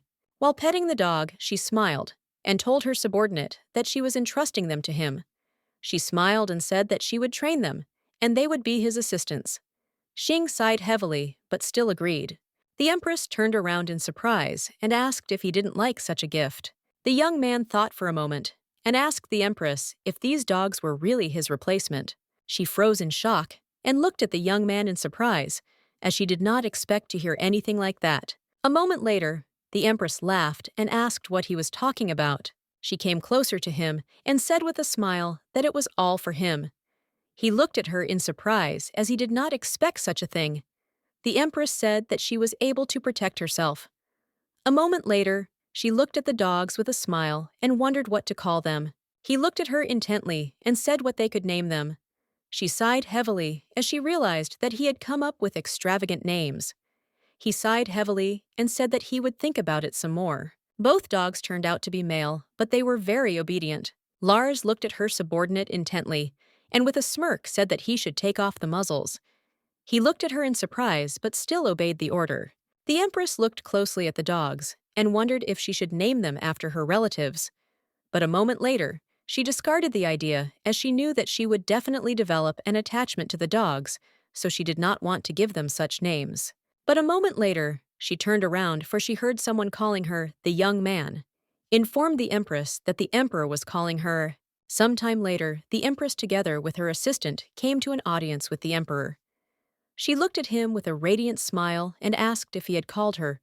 She smiled and began to talk about the fire. But the Emperor interrupted her and said that she must terminate the contract with her servant. Jiffon said that he would reimburse all expenses and also give the young man a more suitable position and allow him to stay and live in the castle. The Empress froze in place for a moment, as she did not expect to hear anything like this. The Emperor looked closely at his wife and said that they would select someone else to replace the escort. She looked at him in surprise and asked if she could find out the reason for his actions. The Emperor sighed heavily and said that with such a wound, it was unacceptable to take up the position of accompanying the Empress. He looked at the young man with cold fury and said that it was hard for him to look at him. The Emperor's assistant looked at him intently and in surprise, as he understood that the Emperor could easily heal the young man with his magic, and with such actions, the young man would not have a single mark left on his face. Sin bowed and said that if his mistress wished then, he would do what he must, but the Empress in turn looked intently at her husband and firmly said that she refused this. She came closer to the Emperor and said that the young man was her personal servant, whom she had brought with her. She also told the Emperor that the wound to the young man was inflicted by his concubine, and therefore he should not shift the blame to Xing, who was innocent. Xing in turn froze for a moment, as he did not expect to hear anything like that. The Empress looked at her husband with a grin and said that if the wound bothered him so much, they could hide it permanently. The Emperor looked coldly and angrily at his wife, but said nothing. A moment later, the Empress put a muzzle on the young man, and with a grin asked the Emperor if he liked the look. She smiled and said that she actually bought it while she was out for a walk, but left it in the room. She said with a smile that this way the wound wouldn't be visible. The Emperor froze in shock. She looked at the Emperor intently and asked if this was not perfect, suiting her reputation. She smiled and said that if the servant's rubles did not correspond to such an image, then one could call him her pet. She sighed heavily and said that she had bought herself some dogs for the sake of it, but in comparison to them, the young man was much better. A moment later, the Emperor burst into wild laughter and told his wife that she had truly gone mad. The young man looked at the Emperor in surprise, as he did not expect to see such pictures. The Emperor looked at his wife with a satisfied grin and said that she was similar and knew how to make him laugh. The Empress smiled and said that she was at his service. The Empress walked slowly around the castle with her faithful servant. The servants whispered as they were shocked that the young man wore a muzzle, but they were also glad about it as his wound was not visible. But they were alarmed and wondered why the Empress had such hobbies. The Empress looked at the young man closely and said that she was a beekeeper, reassigned only to dogs. She said that he probably felt uncomfortable with her. He sighed heavily and said that this was not so. The Empress looked at him intently and said that she had received permission and ordered something else to be made to order, and he must be patient. Until then, he sighed heavily and thanked the Empress. He remembered how she had firmly told the Emperor that she refused to fire her subordinate. He shuddered and smiled unconsciously as he was pleasantly surprised by the similars. Some time later, the Empress went out for a walk with her pets. She looked closely at the dogs, as she knew that she had to begin full-fledged training today. The maid looked at the Empress intently, as she was very surprised and at the same time alarmed that the Empress wanted to train them herself. The Empress looked at her new pets with a smile and began training them. The man was taken aback and looked at the Empress. He understood that he had been called in for training, but she was familiar with this matter. It seemed to him that she did not need his help. Lars looked at the young man with a satisfied smile and said that her dogs were very smart. She took part in the war, and it would be strange if she didn't know how to do something like this. She thought for a moment, as she thought it would be a good idea to teach the dog to bite the concubines, just by looking at them, but she still cast all thoughts about the concubines away, as she wondered what had made the emperor so happy yesterday. The empress could not at all think that the emperor was worried about her servant's injury. She remembered the last time she asked the emperor if he was jealous of her, but a moment later she smiled because she knew that it simply couldn't be, and she had to put aside all thoughts of convenience.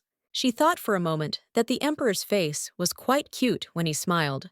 The next day, the young man reported to his mistress that preparations for sailing from the port were proceeding smoothly. She smiled and said that this was very good. The young man looked at the empress intently and said that information about their movements would not leak to outsiders, so she could provide the location. The empress looked at the young man with a smile and said that the ship was to go under her command, so she asked permission to come on board. She looked at the young man intently and said that he should convey her words to the emperor. He sighed heavily, but still agreed.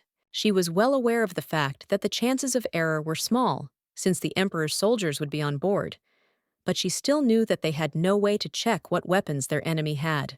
She understood that for complete success, she had to be present on board in person.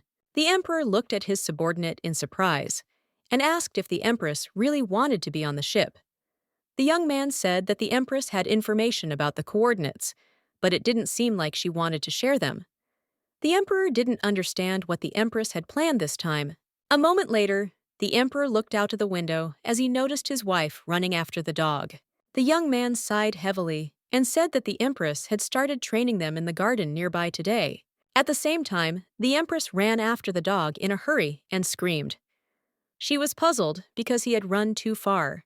Blocking his path, she told him that he had to stop because he couldn't go into the garden, and a moment later, they were already heading back to the training ground. The emperor thought for a moment and looked intently at the empress. A few seconds later, the emperor told his subordinate that he would henceforth prohibit training in the garden. The young man looked at the emperor in surprise, but still agreed. After a few seconds of silence, the emperor said that the empress could train right there. The young man was shocked by the emperor's words, and so he wondered if the emperor would allow the empress to do something like this right under his windows.